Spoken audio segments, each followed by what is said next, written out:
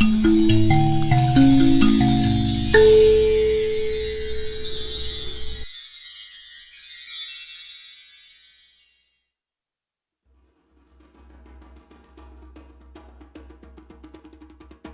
On the Level Talk Show. Love yourself and your expression. You can't go wrong.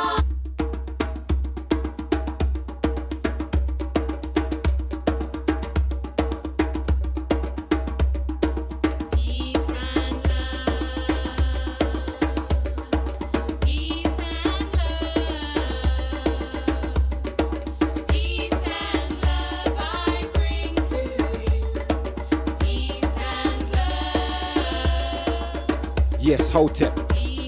You are in tune to 98.7 FM New Style Radio. Love yourself. Get ready for some of the hottest talk on radio. And your expression. Peace and love. The On a Level Talk Show is on the air. Let your voice be heard. The On a Level Talk Show addresses issues that matter to you. Join Ankhobia and guests.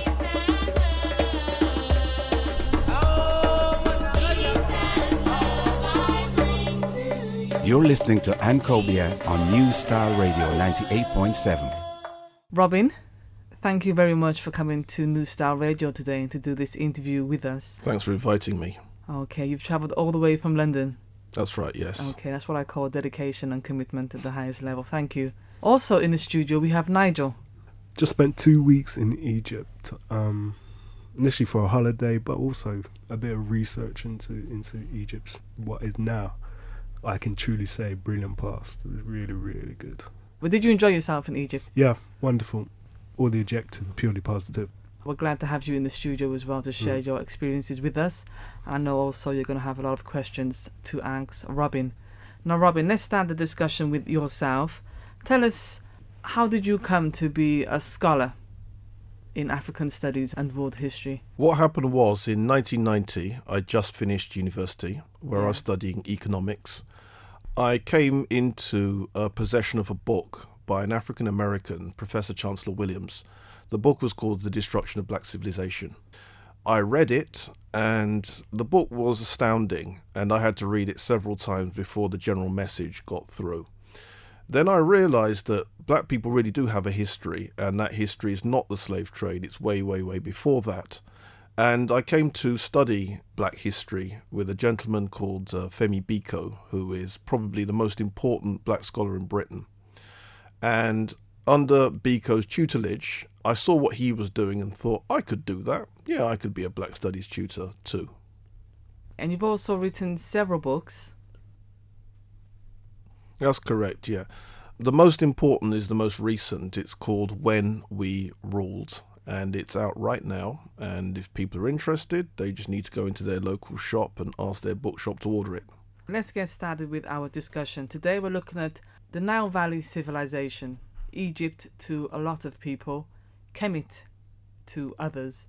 Robin, tell us, where does the origin of ancient Egyptian civilization begin? Even before there was an Egypt, we could look at what was going on in Africa many thousands of years. If we look at the origin and development of culture, the very first culture in the world started in Zaire, in a place called Ishango, where what was found were harpoon points proving that 90,000 years ago Africans were engaged in a fishing culture. Then we see other evidence, 43,000 years ago, evidence from Swaziland, South Africa. Africans were engaged in mining. 25,000 years ago, evidence has been discovered that Africans were engaged in what we would now call arithmetic. A particular tool has been found with notches on it, and those notches show that Africans were engaged in counting. The number systems are engraved on that bone. If we're moving on 15,000 years ago in Kenya, we know that Africans were engaged in animal husbandry. And then by the time we get to 12,000 years, we know that Africans in Wadi, Cubana, which is Western Egypt, were engaged in agriculture. So we can then trace the development of civilization from the lowest level of technology all the way up to the development of civilization. And then by the time we get to 5,900 BC, that takes us back perhaps, 8,000 years ago, we start seeing the beginnings of statecraft in what we now call Nubia. Nubia is basically the southern part of Egypt, the northern part of Sudan. And then by the time we get to 5660 BC, the unification of Egypt, which then becomes Africa's second state and the second civilization in the world after Nubia. After Nubia, that's very important, because when most people think of Egypt, they tend to divorce it from the rest of Africa. You're putting it into a wider context to say this is related to Africa. And it's important to understand that the oldest African dates for the beginnings of culture go all the way back to Ishango, where we're starting seeing evidence of, this fishing culture going back 90,000 years. So if you can see then the elements of fishing, mining, arithmetic, animal husbandry, and agriculture, all those are in place thousands of years before there was an Egypt. Egypt then comes after all of these things are in place. These peoples, did they then go on to populate Egypt, or are we talking about a different race here? Are we talking about Africans still? Indeed. If we're looking at the peopling of Egypt, the oldest skeletons there are, some of them go back 35,000 years, are of Africans.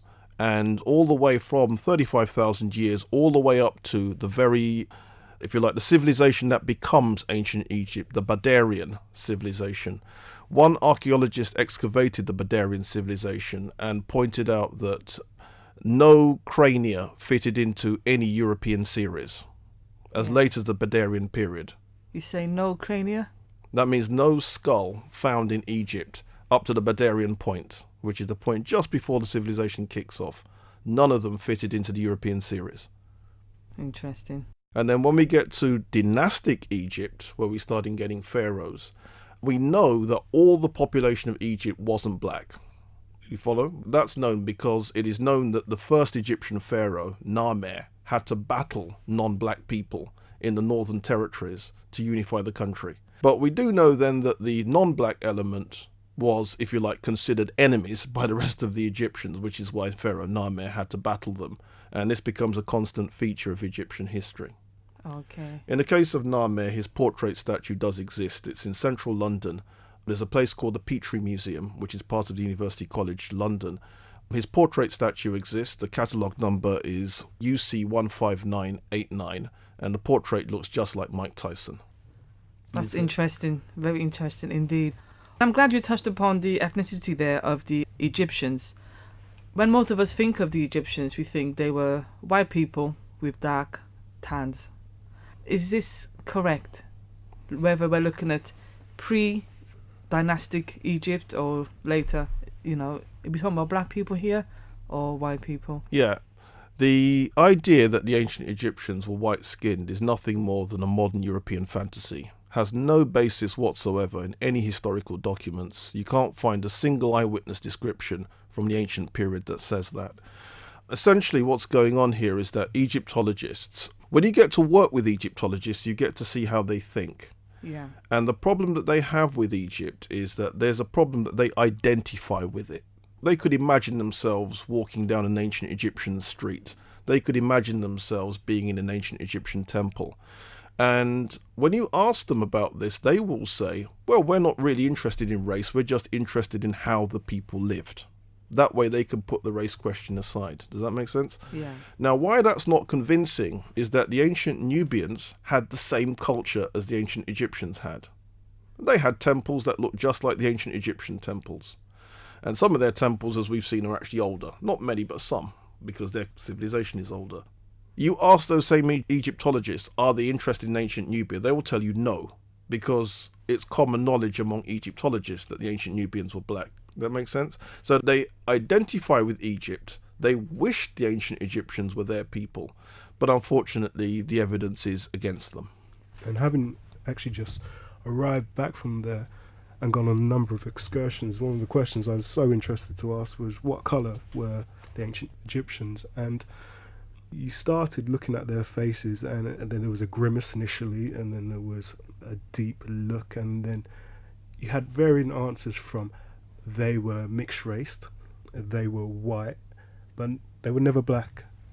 There was nobody that actually came and told you that they were black. And I questioned, well, what continent are we in? And at some point you got to Africa. It was very interesting to see that a lot of the actual people seem to divorce Egypt from Africa. There wasn't that understanding. Yeah, Egypt is in Africa. Yeah. There was that. It was very strange. And when you got to that point that we wanted the crux of the question, well, you're obviously from Arabia initially, you're Arabs, you didn't come till like 1600. So who were the people there before? And then you have those who were slightly more, I don't know, academic or had a great understanding.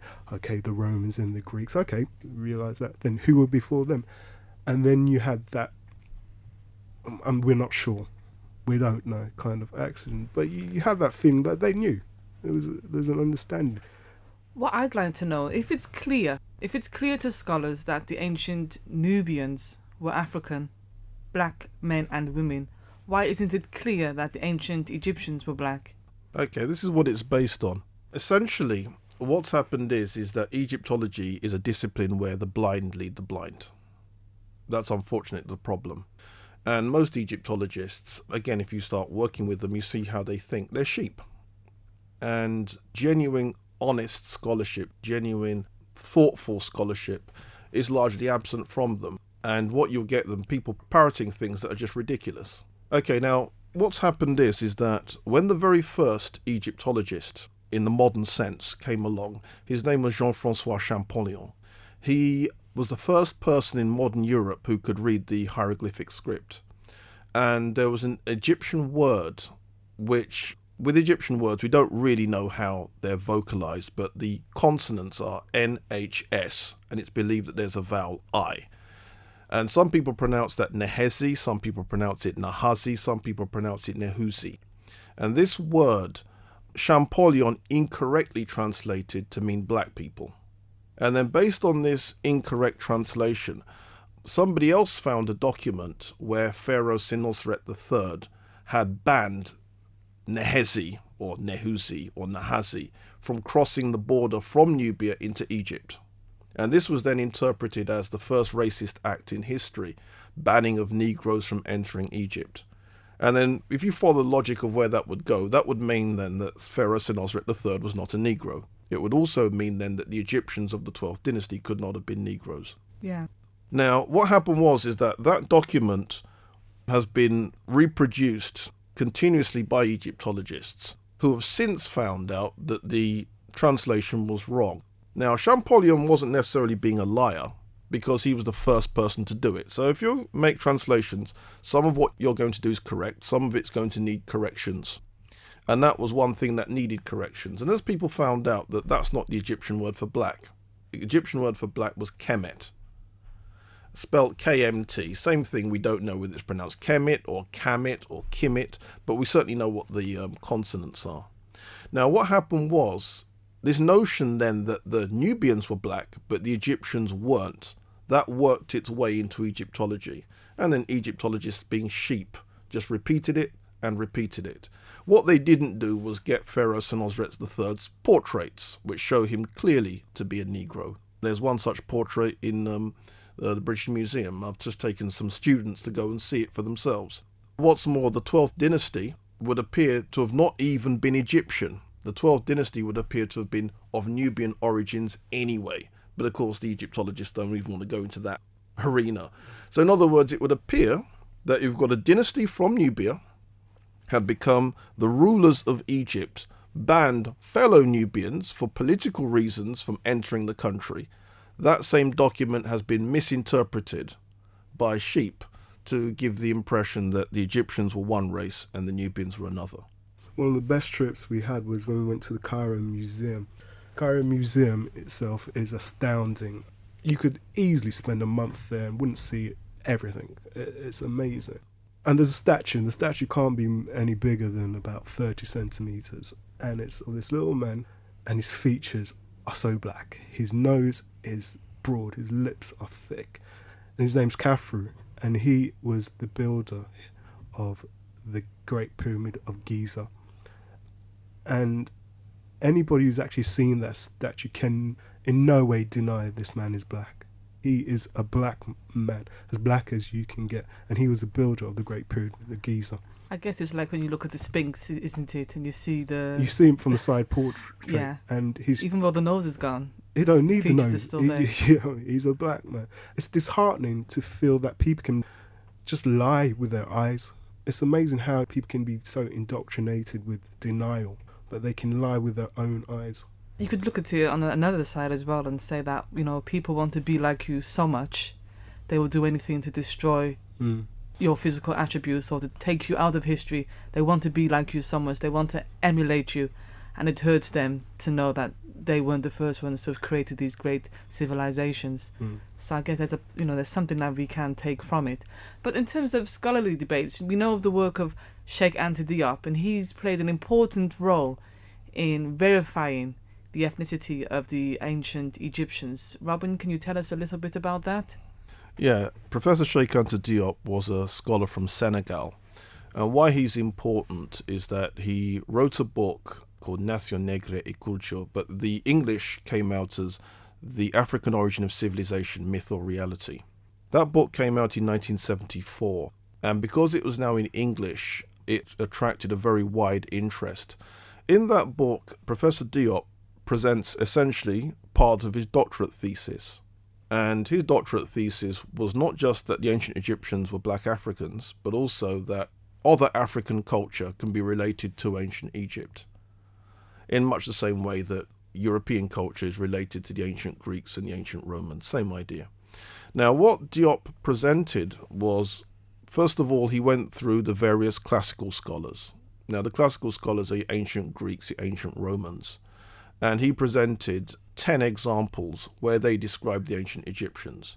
And then if you go through some of the examples, there's an ancient European scholar called Herodotus, who was an ancient Greek scholar.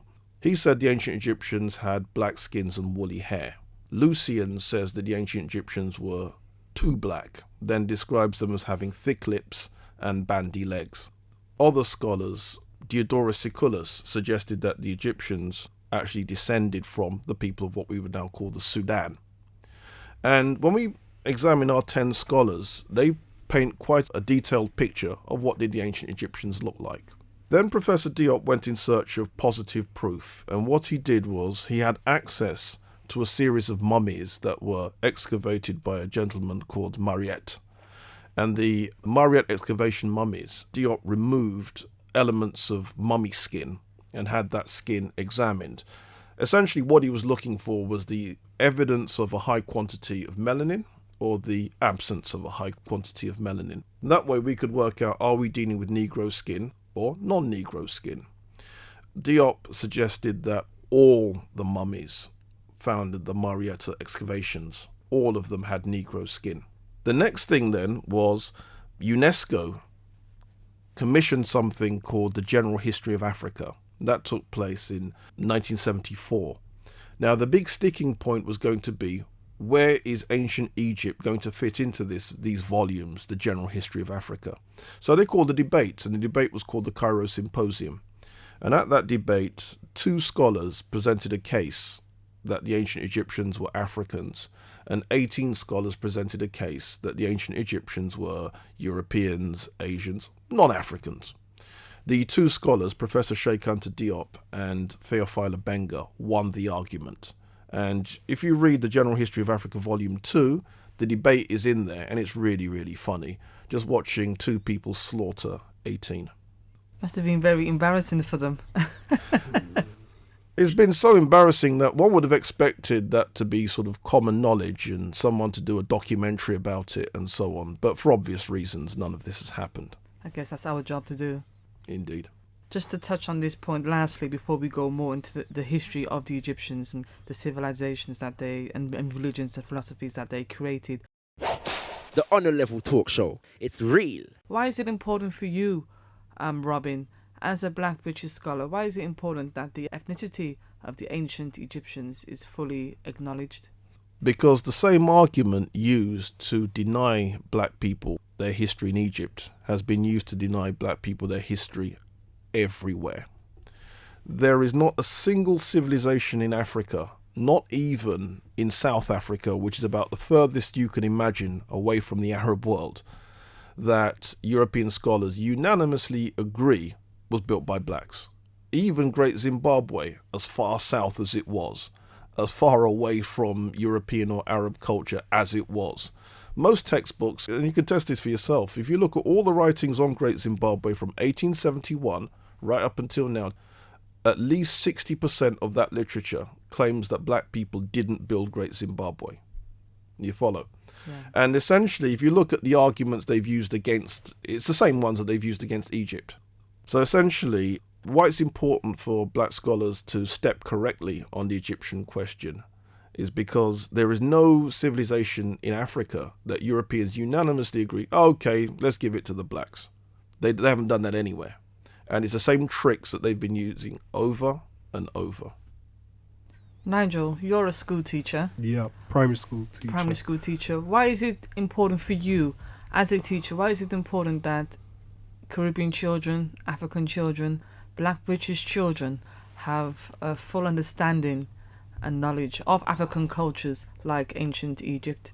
Unfortunately, we have a lot of white teachers, good meaning, and maybe some who are non-good meaning, who start black history with slavery. Slavery is black history, and obviously it's a part of our history, but it's not a major part of our history. We were black before slavery, we were black after slavery. Our history is Egypt. Our best starting point, where we showed ourselves to be innovators, is in Egypt. Our children need to know that we built the pyramids, we built the temples in Karnak, in Luxor. We started mathematics, we started astrology, we started music, we started writing. They need to know this because this will just empower them. There are so many negative examples of black culture and black people being bandied about in everyday life as just, this is who you are, this is what you are, and it's purely negative. These children need to know how much positive we've given to the world and what we're still giving to the world. It's fundamental. It needs to be taught. It needs to be taught correctly. So we firmly established who the Egyptians were. But Robin, tell us a bit about the different dynasties that they created. And you may want to establish a definition for our listeners of what a dynasty is. Okay, a dynasty is a line of kings that all belong to the same family. And if we divide up Egyptian history, the first 6 dynasties, dynasty 1 to dynasty 6, is what we call the Old Kingdom period. Now, I've suggested that a dynasty is where you've got a line of kings belonging to the same family. So, for example, dynasty 1 has 9 kings who belong to the same family. After the 9 kings rule, we then get dynasty 2, which has 12 kings belonging to the same family.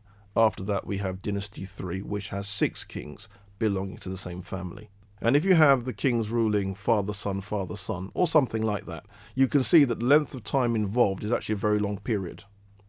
So the first 3 dynasties, we're talking about a time period of approximately 800 years. 800 years? Indeed, just the first 3 dynasties, because you're getting this father-son thing happening. Does that make sense? Right now, the most important things that happened during these time periods, okay, 1 to 6 is what we call the Old Kingdom. This is where, by the time we get to dynasty 3, there is a very important pharaoh called Zoser, and he begins building the first complex that then becomes the first pyramid. And he did it by having one structure built on top of another one, a bit smaller, built on top of another one, a bit smaller. So eventually you get the pyramid shape, and that monument is called the Step Pyramid of Saqqara. Then we get to dynasty 4, and then we get a pharaoh called Seneferu, who builds 3 pyramids, the greatest pyramid builder in history.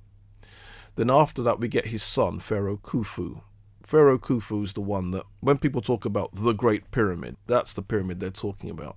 Then we have Pharaoh Khafra, which is the one that you've just mentioned, who built the second Great Pyramid. And then we have Menkaure, who built the third Great Pyramid, and so on. And during this period, we get... Robin, can I stop you there? You say the third pyramid. What did you say his name was? Menkaure. Menkaure, because in some texts it's given as Seneferu. Why is there a change in... Okay, what it is, Seneferu is the first king of dynasty 4, followed by Khufu, followed by a son called Jedefra, who didn't build any pyramids, so we can forget him, followed by Khafra, which is the one you talked about, followed by Menkaure. So what you have then is the 3 pyramids built by Pharaoh Seneferu. These are not the pyramids that people go to see. When people say they've been to Egypt and they've been to see the pyramids, trust me, they didn't see Seneferu's pyramids. So the ones that everyone goes to is the pyramid field in Giza. And then the first one is Khufu, the second one is by Khafra, the third one's by Menkaure. Okay, so Dynasty 1 to 6, that's your first good period. Then Dynasty 7 to 10, things go pear-shaped. Internal decline, internal stupidity. And then we have the second influx of people from Asia. And during this period, because the defences are down. Then we get what's called the Middle Kingdom period. The Middle Kingdom period is dynasties 11 and 12. This period is where the Egyptians are starting to think and act very, very much like modern people think and act today. So it's no longer building monuments for eternity. It's now building monuments for utility. So you get now them doing things like draining swamps, public works programs, building planned cities with mansions. One of the constructions is a construction called the Labyrinth, which had 3,000 rooms, 1,500 rooms below ground, 1,500 rooms above ground. We get this during the Middle Kingdom. So in other words, the way that we think today about luxury and living large, that's what they were doing then. Would that have been built like an apartment complex for the average Egyptian? Absolutely, yeah. And you can then see that elements of what we would now call modernism, that's where it kicks off, the Egyptian 11th and 12th dynasties, the period that we call the Middle Kingdom. Then Egypt goes into another period of decline. And during this period of decline, we get dynasties 13, 14, 15, 16, and 17. Dynasty 13 and 17 are indigenous. Dynasties 14, 15, and 16 are foreign. And there's an influx of people from Asia, and they take over, and they rule for a very long period of time. When we say people from Asia, we're talking about Arabs, Indians, who? What do these people look like? They were probably Caucasians. Yeah. By Asia, I mean from Asia Minor. Okay. Now, strictly speaking, this notion of Arab doesn't really exist at this point because the Arab ethnicity didn't exist at the points that we're talking. It's coming much, much later. But we can certainly say that they were from that part of the world. And they rule Egypt. There's a name that the Egyptians give them. They call them the Hyksos. And there is a lot of controversy about who these people were. There's even evidence that they may even have been the ancient Israelites. But whichever be the case, they rule Egypt for a long period of time. And they do so much damage in Egypt that Egypt stops being a purely African culture. It then becomes African and Asian during that period. Then we get the next great period, which is what was called the New Kingdom period. Dynasties 18, 19, and 20. This is the period that, if you see a TV documentary on Egypt, this is the period that it will always be set in. This is the period where we get people like Tutankhamun, people like Nefertiti. In other words, it's the bit that most people know, if you like. But it must be remembered, even though the rulers were black, they weren't ruling a black society no more. They're ruling a very mixed society. Yeah. But certainly we get Dynasty 18 to 20. Then we get another period of foolishness and another movement of people into Egypt. And then we get the final great period, which is Dynasty 25 and 26. Dynasty 25 is not actually from Egypt. It's from Sudan. But they saw themselves, correctly, as related to the Old Kingdom Egyptians. And what they did was they brought back Old Kingdom culture. And they created a Renaissance. A Renaissance is where you look back in time and you think, I like the way we used to do things. I like the way we used to step. And then brought that back in the 25th dynasty. And one of the 25th dynasty pharaohs was so powerful that he didn't call himself Lord of the Two Lands like everybody else did. He called himself the Emperor of the World. Wow. Making it quite clear that as far as he's concerned, he runs things. And when we look at how much territory he ruled, He was running things. He was running things. His name was Pharaoh Taharko. Some people call him Taharka. And he's even mentioned in the Bible where he's called Tiharka. Same person. Yeah. And he kicked a lot of butt. So the 25th dynasty. Then we get the 26th dynasty. The 26th dynasty is also black, but they're not indigenous. They're from Libya. Okay. And they continue this old way of doing things program. And then once that happens, that's the end. Egypt then falls to the Persians in 525 BC, Greeks in 332 BC, Romans in 30 BC, and then Arabs in 639 AD. And of course the Arabs are still there and they're still running that land. And obviously claiming the history of Egypt as well and milking it, I guess. It depends on who you speak to. It's a shame that you've had the experience you've had.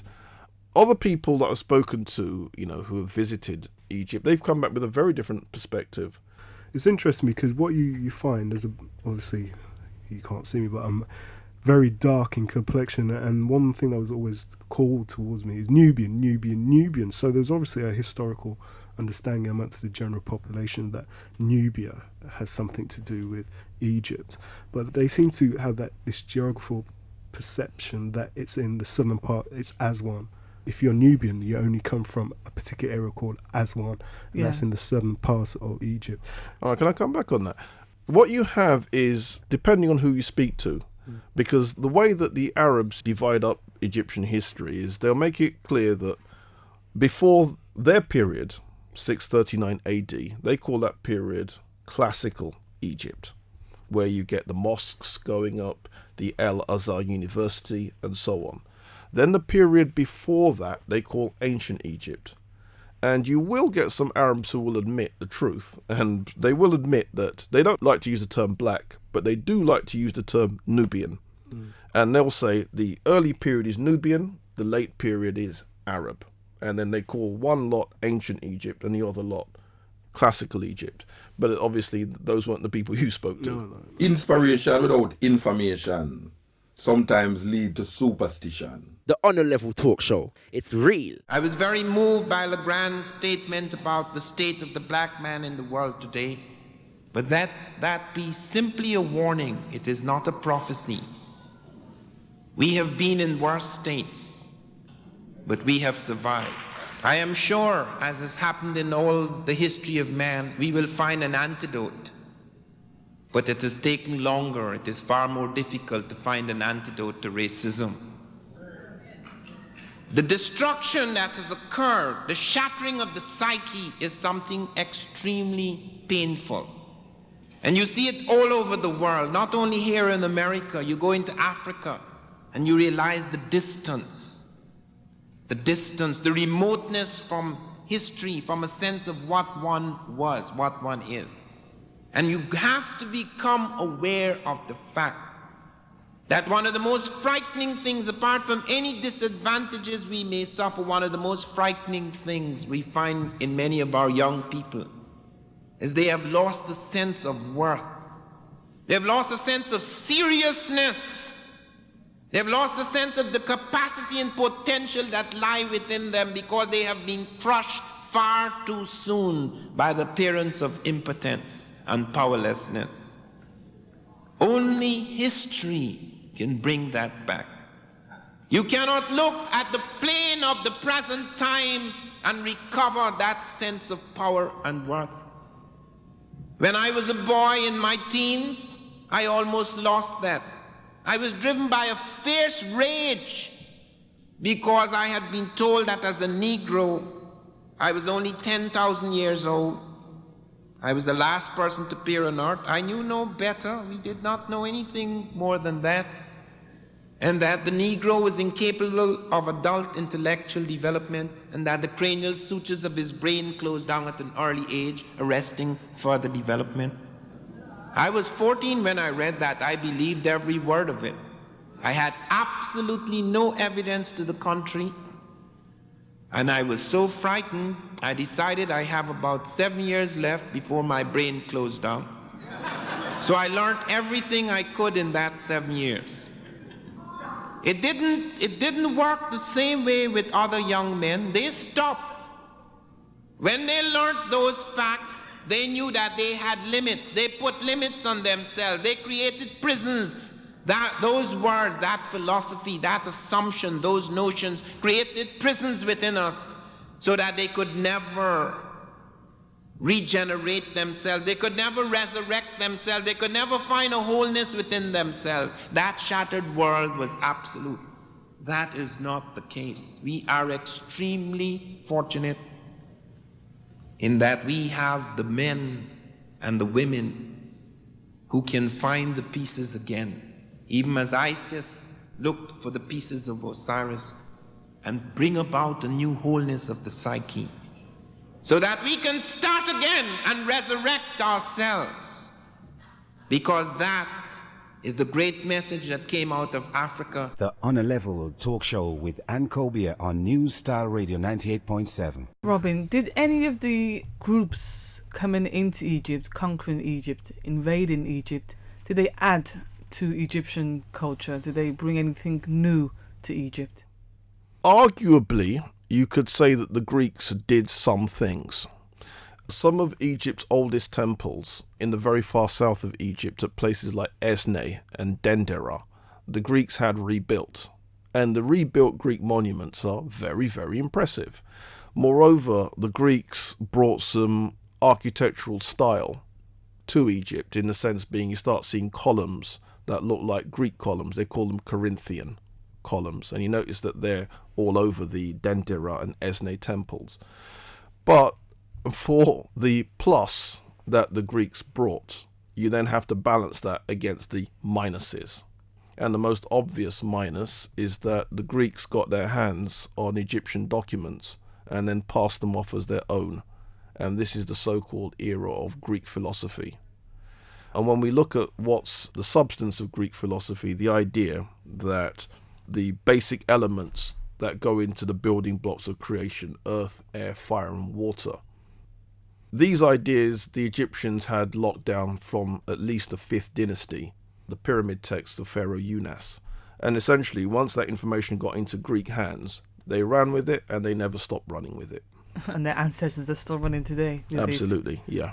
But it's also true, isn't it, that the ancient Egyptians taught the Greeks a lot of what they knew. That is, Greeks actually travelled. Greek scholars, Socrates, these kind of people travelled to Egypt to learn at the feet of Egyptians.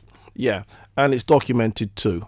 2 scholars let the cat out of the bag. One of them was Diodorus Siculus, who was one of the writers from antiquity, and the other one was Plutarch. And both scholars mention the Greeks that travelled to Egypt, and in the case of Diodorus Siculus, mentions those that even had plaques that they brought back as memoirs from their studies in Egypt. So consequently, when we look at so-called Greek philosophy, and we look at the so-called Greek philosophers, and some of the things that they were supposed to have said, you know, like one philosopher had this idea that everything created comes from air. Another one had this idea that everything created comes from water.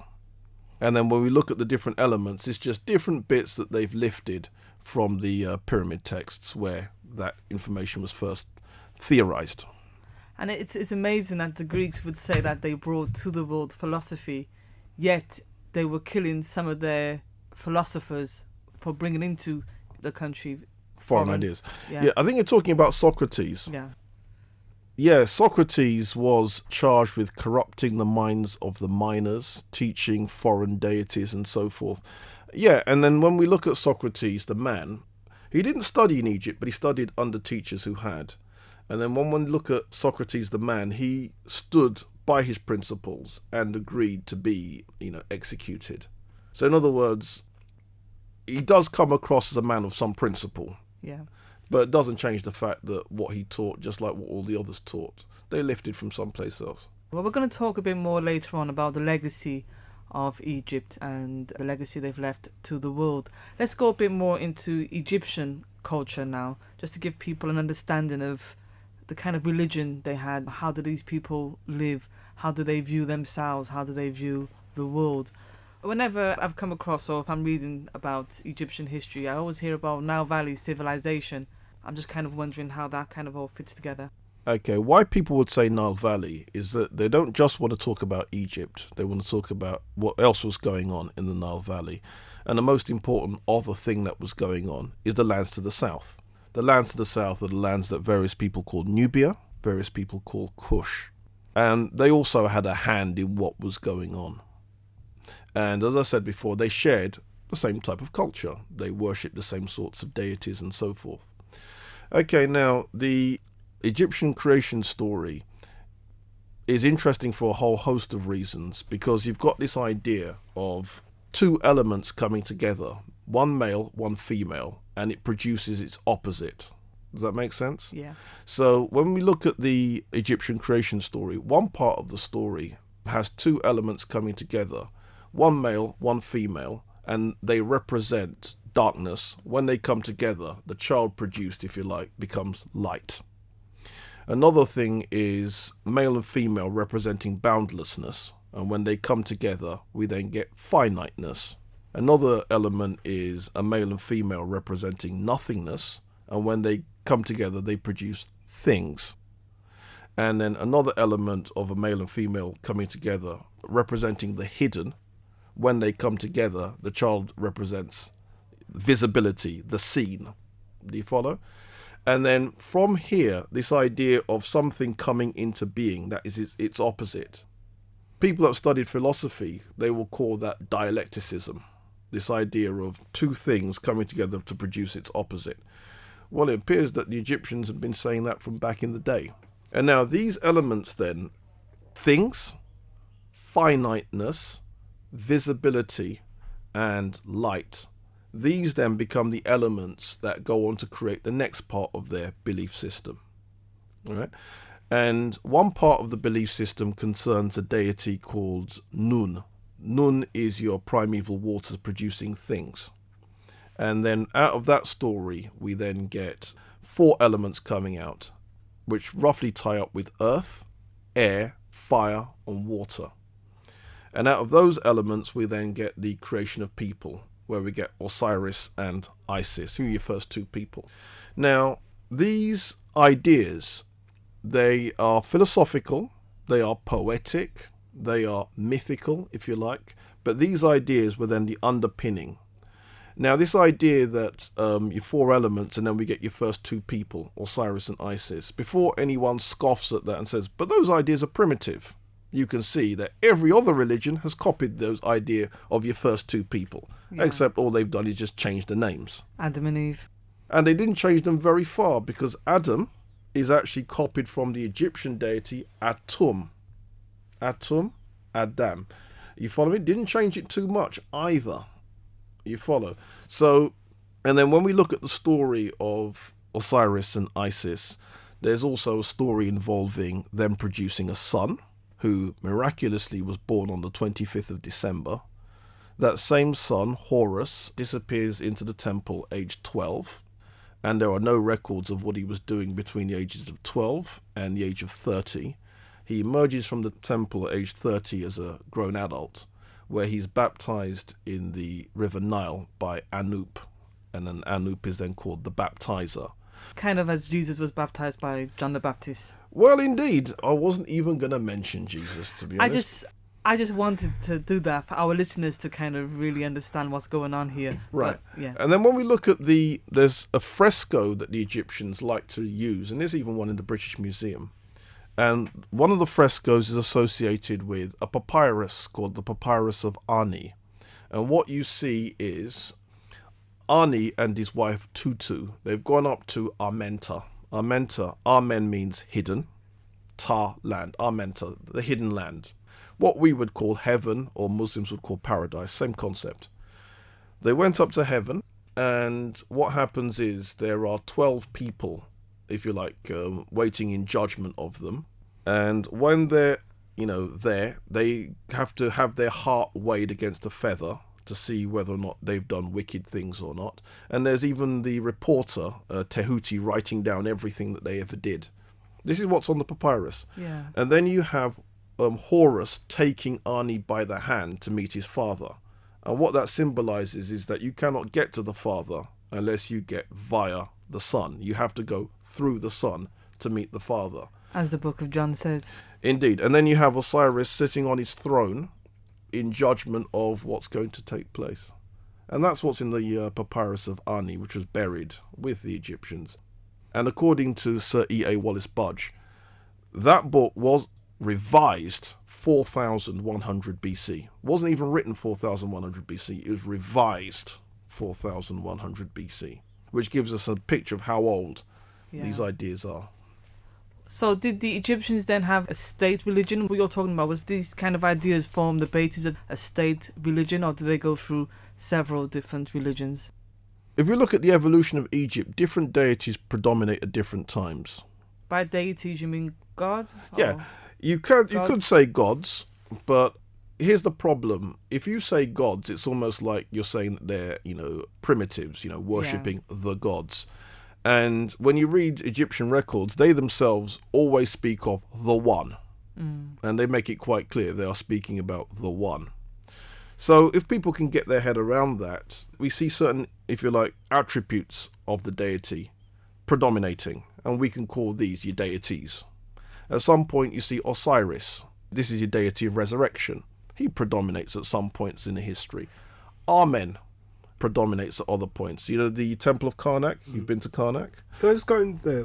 Akhenaten, wasn't he one of the more revolutionary pharaohs in that he tried to get rid of he tried to pretty much revise all that went before him and focus on just one god in terms of...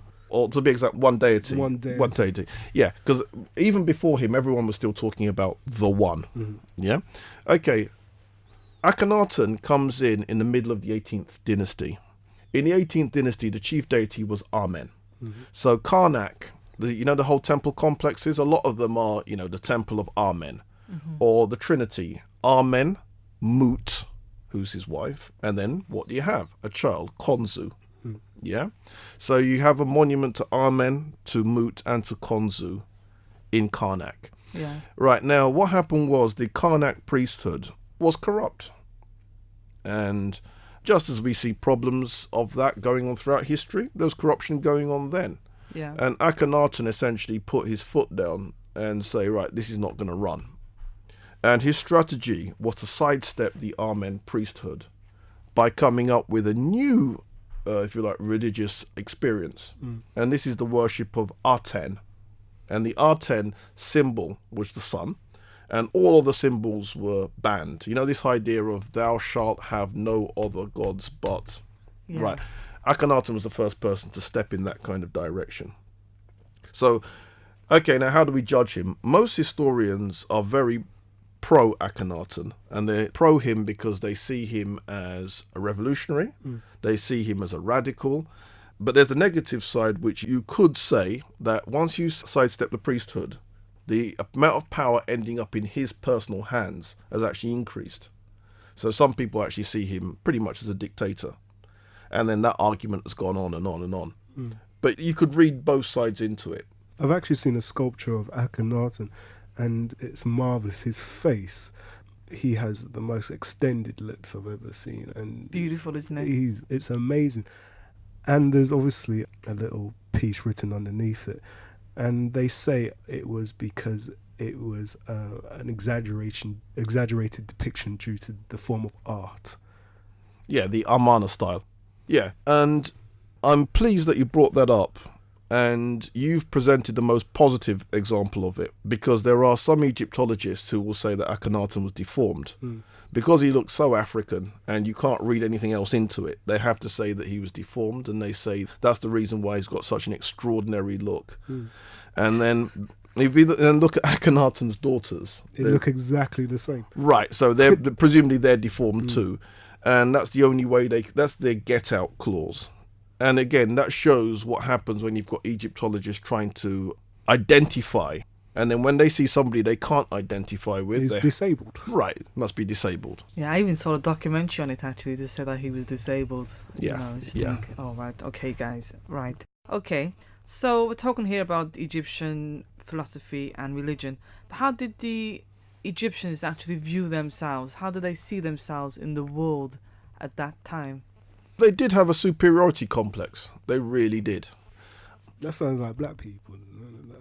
Well, to be honest, like Americans. to be honest, yeah, you could just imagine Nigerians in particular. Oh, okay. Man. But I'm not dissing the Nigerian posse. I love the Nigerian posse, but you could just imagine that's how it would have gone down. Yeah. And the way that the Egyptians took the mick, especially with people from Asia, where Asia at the time, it has to be remembered, was a very mixed population. It's not like Asia Minor today, where nearly everybody's near white. Yeah. It was a very mixed population then. And some of the pharaohs, like Amenhotep III, married Asian wives and then made them junior wives. And these junior wives then had their own palace. But the palace was like, you've got your own palace, but you're then confined to it. You can't leave. You can't, go on a walkies. Okay. Or if you do, you're with an escort. You follow me?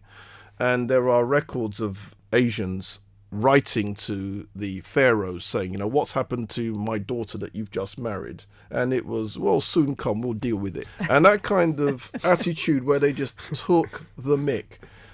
And they also took the mick with the people from Nubia as well. Right? Now, what happens is, of course, that then is then blown up by Egyptologists to pretend that them taking the mick with Nubia was racial. You follow me? Well, you got an example. If you go to the Cairo Museum, obviously you've got artifacts from Tutankhamun's tomb. You've also got his chair, and underneath his chair is like a bench. Yeah. And on the bench it says there's depictions of Nubians, and you've got the description of Tutankhamun scoffing that these people were lower than him and he had taken over the people. And they've got a depiction of them being very black in their features. And you get the feeling that they'll now use this depiction of the blacks who Tutankhamun's feet are now on top of them as a representation. Well, Tutankhamun can't therefore be black because he's putting his feet upon the Nubians, which, if you understand the concept of black people can also fight against black people, it doesn't. It's not a matter of a black person and a white person. It's two black people just having a battle. Mm-hmm. Well said. Yeah. In other words, it's very important that we get away from this idea that everything in Egypt was perfect. Man, there was a lot of stupidity going on, and I mean gross stupidity. But certainly they did have that concept. But we have to temper it, because the Egyptians did call the Sudan Ta Neta, which basically means land of God. Now, that has to be understood, and this is one of the things that Egyptologists don't like mentioning. Reasoning empowerment for the community with Ankhobia on 98.7 New Style Radio.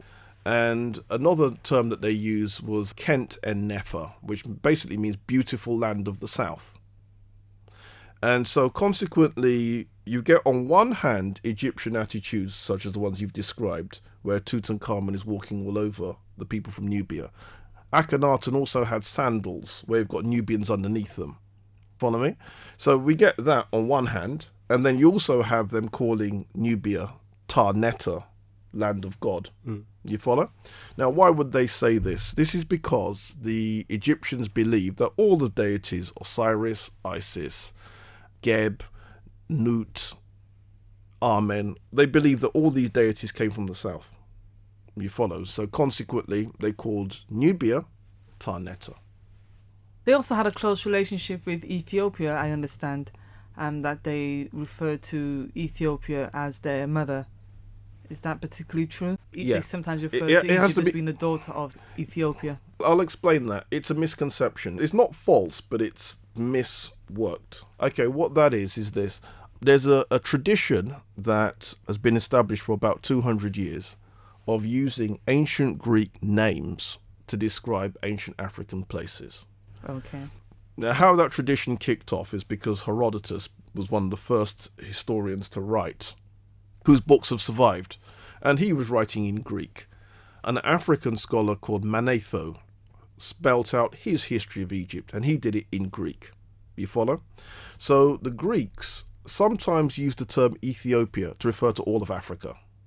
Sometimes they used the term Ethiopia to refer to all of Africa and a chunk of Asia, because there were black people there too. Sometimes they used the term Ethiopia to refer to one country in Africa, and that one country is Sudan. So when people say Ethiopia is the mother of Egypt and Egypt is the daughter of Ethiopia, they really mean Sudan is the mother of Egypt.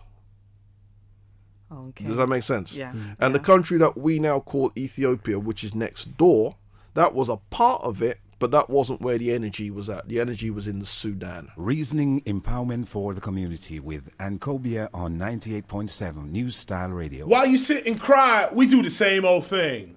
We turn the TV on, we flash in the same old ring.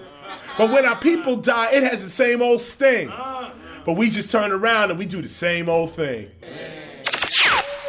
Instead of only your wrists, let your brain go bling. I'd rather hear about Saturn's rings than that same old thing. Whatever you sing along with more than twice, for sure you're bringing that all into your life. So sing along with this. What a gift to uplift I bring. People can say what they like, but one thing's for sure. The Honor Level Talk Show. It's real. This ain't the same old.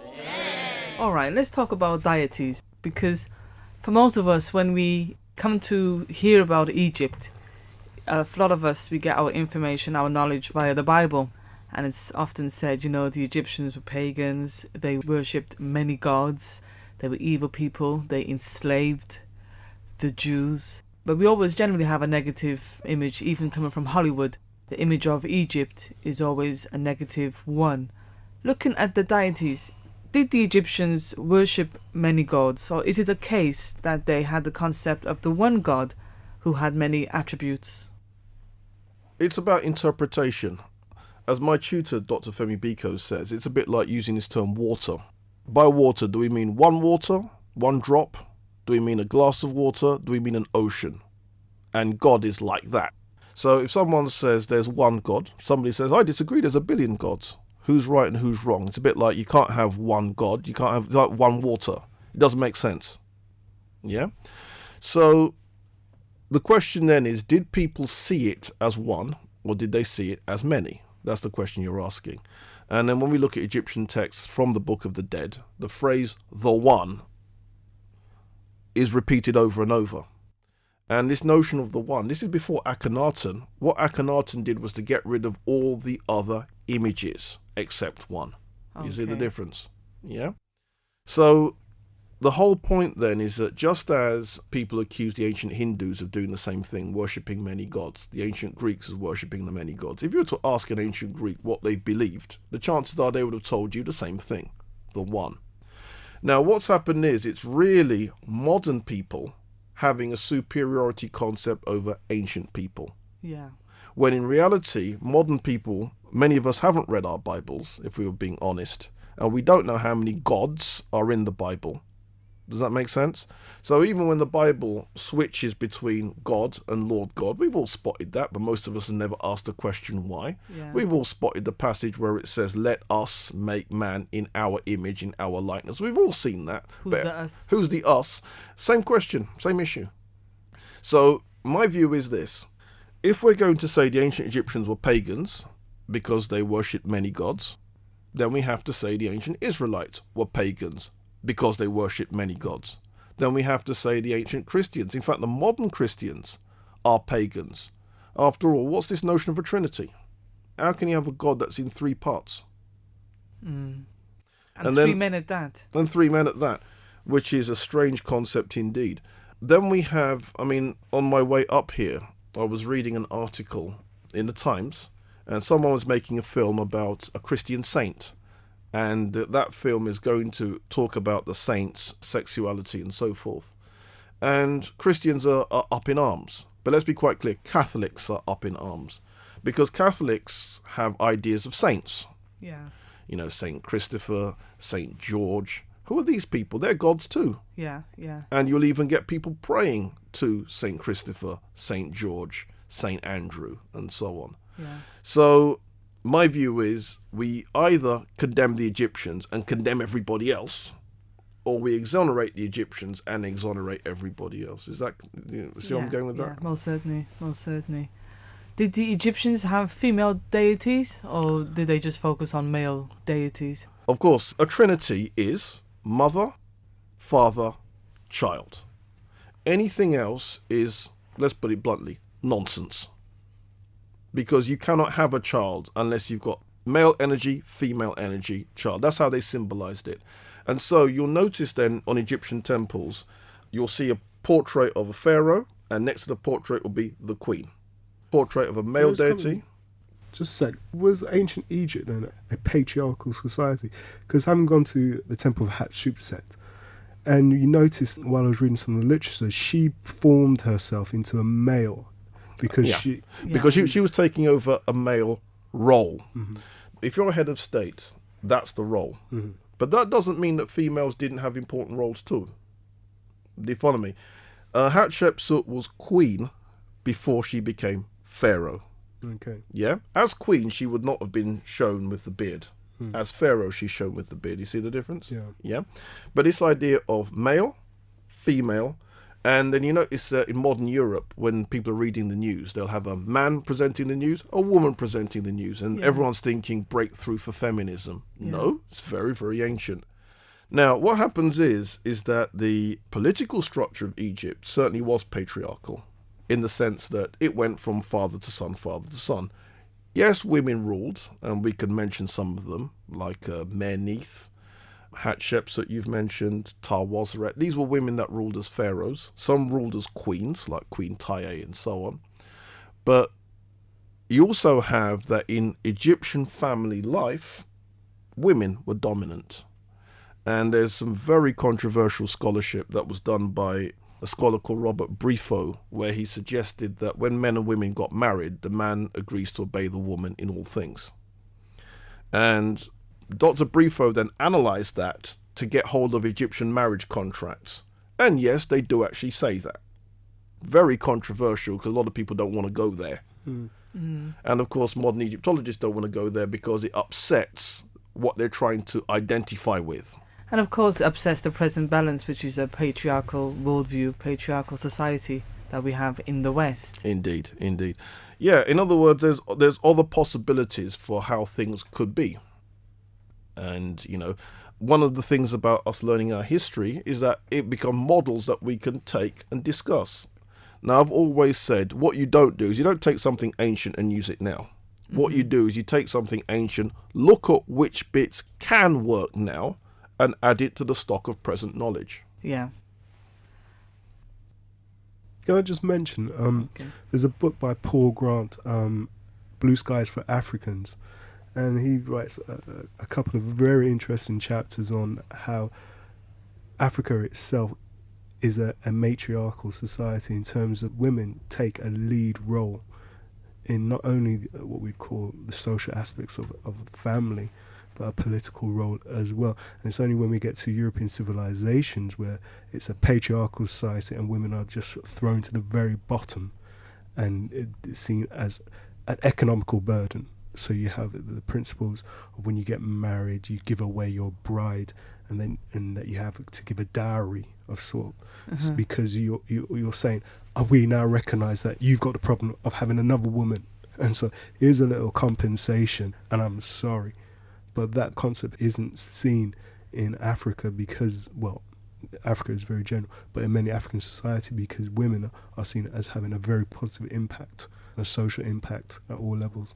Yeah. Robin, how do we go from a male-female trinity to an all-boy scout, this all-male trinity? How did that take place? We'd have to then look at the origin development of Christianity, which would then get into a whole lot of hot water, which perhaps we'd better off not getting into right now. Okay, but at least we can say that it began when Christianity came into being. Mm-hmm. Well, there you have it, folks. We're here talking about the great civilization called Egypt today, but then known as Kemet. In the studio, we have Robin Walker. And we also have Nigel. A lot to take in. It really is a lot to take in. Robin, how relevant do you think is the study of the study of Egyptian civilization, the black people living in Britain, the black people in the West? Are we just trying to make ourselves feel better? Because some people say we don't have a history. Are we trying to buy into something that wasn't there? What are we trying to do? Is there any relevance? Is it, even important that we get into these kind of discussions? Yes, I think it is important. First of all, let me state that there is nothing wrong with feeling good about your history. Absolutely nothing wrong. In fact, if you look at other peoples in the world, they celebrate their history. And they push that history so hard that it becomes so much a part of the national culture. People don't even think of it. It's so interwoven in what they do. And there's nothing wrong with us doing the same thing with our history. Now, for me, the whole reason for studying history, there's two basic reasons. The first is to provide role models for the present period. And the second is to make sure that a people know what they're capable of. In other words, if it's a situation that we look at Egyptian history and we can see that during the 4th dynasty, the Egyptians built a whole series of pyramids, all of whom are architectural masterpieces, all of whom are technological masterpieces, and show very, very advanced scientific and technological knowledge. That says to black people today, that's what black people today are capable of, because if we did it before, we can do it again. And it's not just with Egypt. When we look elsewhere in African history, we see equally extraordinary things. You know, like in Ethiopia, there's an underground city of churches that Africans drilled out of the ground. Again, we could do that before, we can do those sorts of things now. So it's about informing a people what they're capable of and providing models. And with those models, the role of our scholars and the role of our people engaged in debate is how much of this can be used today. As I've always said, you could never take something ancient and then bring it into the present. You then have to dust it off and see which bits will work, which bits won't work. But you can only have that discussion if you have a history to talk about. You can't have that discussion with no history. Nigel, how important is it for you? You're a teacher working with young people. Is this relevant to them? Would they sit in on a class learning about the greatness of African civilizations? Would they be interested? And I'm talking particularly about black pupils now. Definitely. Having obviously been brought up in a British educational system where you're not taught in any way, not in the minutest form, anything positive about your black history. You're taught about the Vikings, you're taught about the Tudors and the Stuarts. The boredom of being taught about people that don't look like you, don't sound like you, aren't you, it's horrible. So when you have so much positive imagery in terms of what black people did, it's going to empower the youth, it's going to empower every child, it has to empower them. Yeah? And it's just amazing having come from Egypt and just able to see such greatness and to know that your people did it. Yeah, it was mind-blowing. I'm not usually a person who's lost for words, but it was mind-blowing. And the sense of pride to know that you and your people conquered that and you did that, it's just amazing. And we need to be teaching it. We need to be teaching not just Egypt. Yeah, we need to be teaching about West Africa, South Africa, Central Africa. Our history is great and our history is vast. Yeah, it's not just Egypt. And it's not just about Africa. It's about our impact on the world as well. Because sometimes there's this view that when you study about African history, the main focus seems to be on Egypt, and people think, well, you're focusing on Egypt because Egypt was the only civilization, or what was the highest of all African civilizations. How true is that, Robin? It contains some truth, but as ever, you have to then pull out which bits work and which bits don't work. Yeah. When we use Egypt's true chronology, we get the first dynasty date of 5660 BC for the very first king. And if we look at the beginnings of Egyptian history, 5660 BC, all the way up to the Persian period of 525 BC, that means that things were going on for 5,000 years. No state lasts for 5,000 years. You can't point to any other civilization where there's 5,000 years of continuous history. That's amazing. 5,000 years. That's like, I can't even begin to imagine it in my mind. And what's happened is, you see, most of us, when we think of, say, English history, and you go back to the very first English king, who I understand is Engelbert of Wessex. Somebody like that. I wasn't paying attention at that point. Right, we're going back something like 1,100 years, 1,100 years. Now, 1,100 years is a lot. It's an achievement, but compared against something that's 5,000 years, it's nothing. Yeah, and if you can hold your ethnicity together, your language together, your culture together for that amount of time. That's an extraordinary achievement, and that's why everybody studies Egypt. So if you go to somewhere like Russia, there'll be Egyptological societies. You go to Germany, there'll be Egyptological societies. Britain will have Egyptological societies, because everyone wants to know, how did they pull that off? Yeah. Now, that's why people rate the Egyptians so highly. But a study of African history, if we look at medieval Nubia, which is Nubia from the period of about 500 AD up to about 1300 AD, that civilization appears, from my research, to have been the most sophisticated that black people ever did.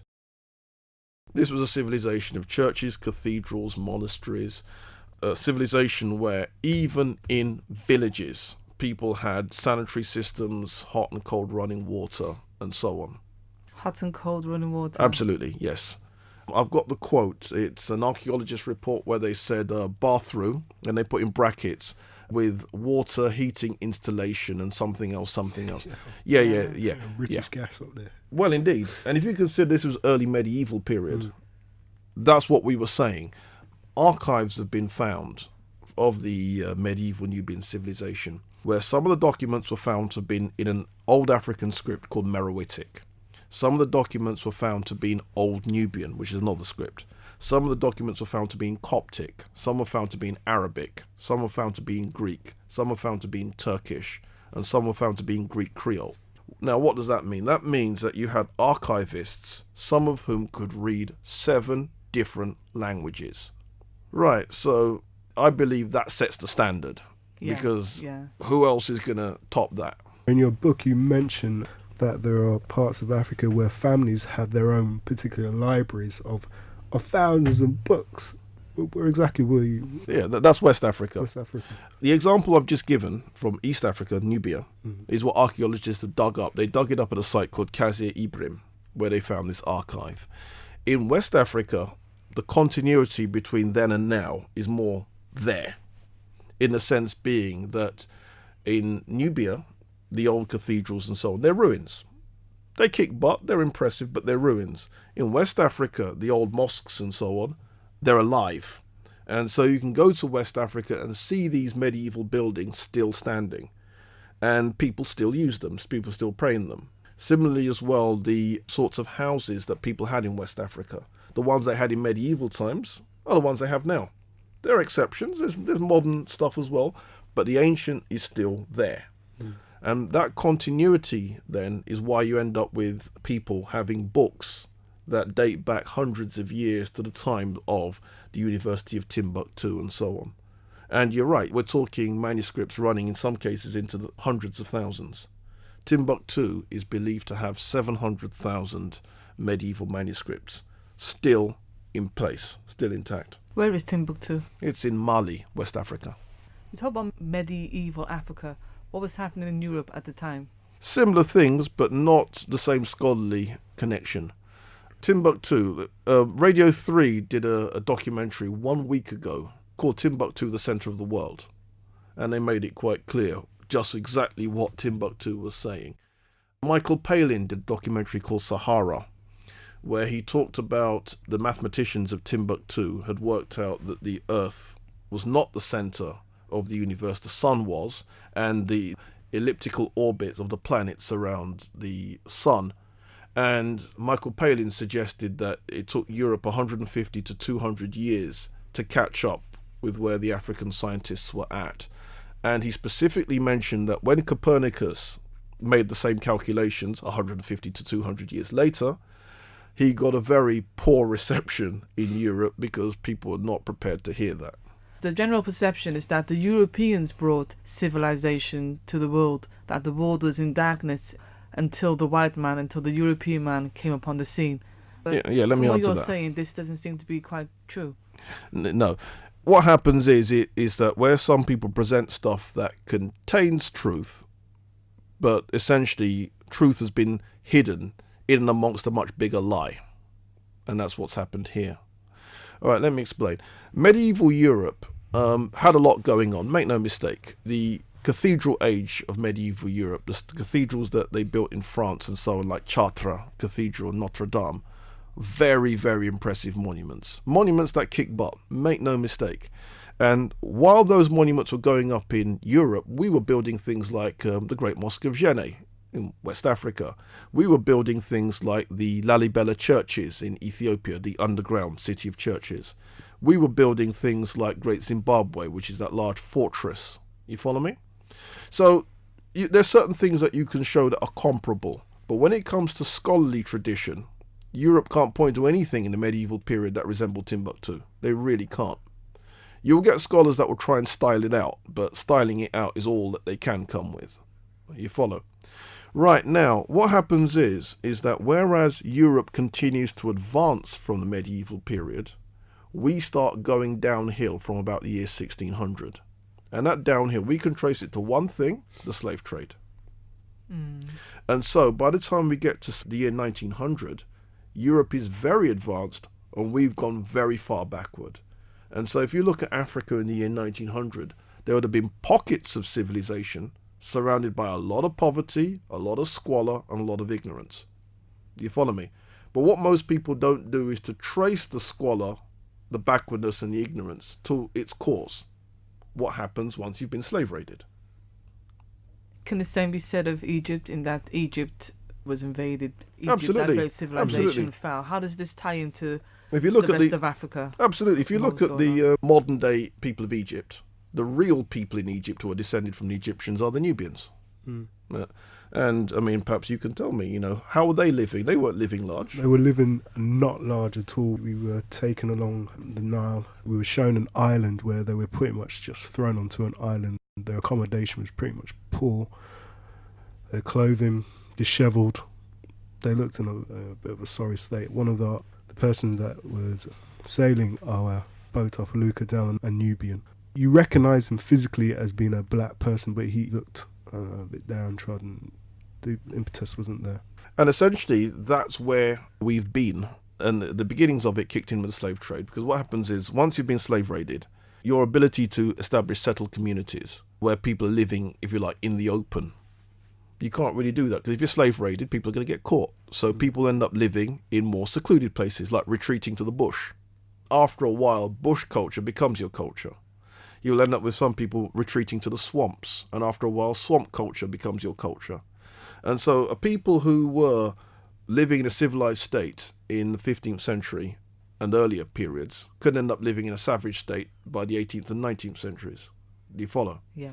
And what the Europeans won't do is to trace how their impact created that, because they will pretend that the before didn't exist. Yeah. Can you say something a bit about the slave trade in terms of Arabs and how they took part in it? What was the history behind that? Yeah, if you were to trace the development of slave trading in Africa, they were the second big story. The first big story was the Romans. The Romans conquered North Africa. They began their conquest in 146 BC, once they destroyed Carthage. And then they continued that conquest right up until 30 BC, when they seized Egypt. And then all of North Africa was now under their rule. Now, those North Africans at that period, we're not talking Arabs because the Arabs weren't there yet. They were black, they were our people. Well, then the slaves of the Romans.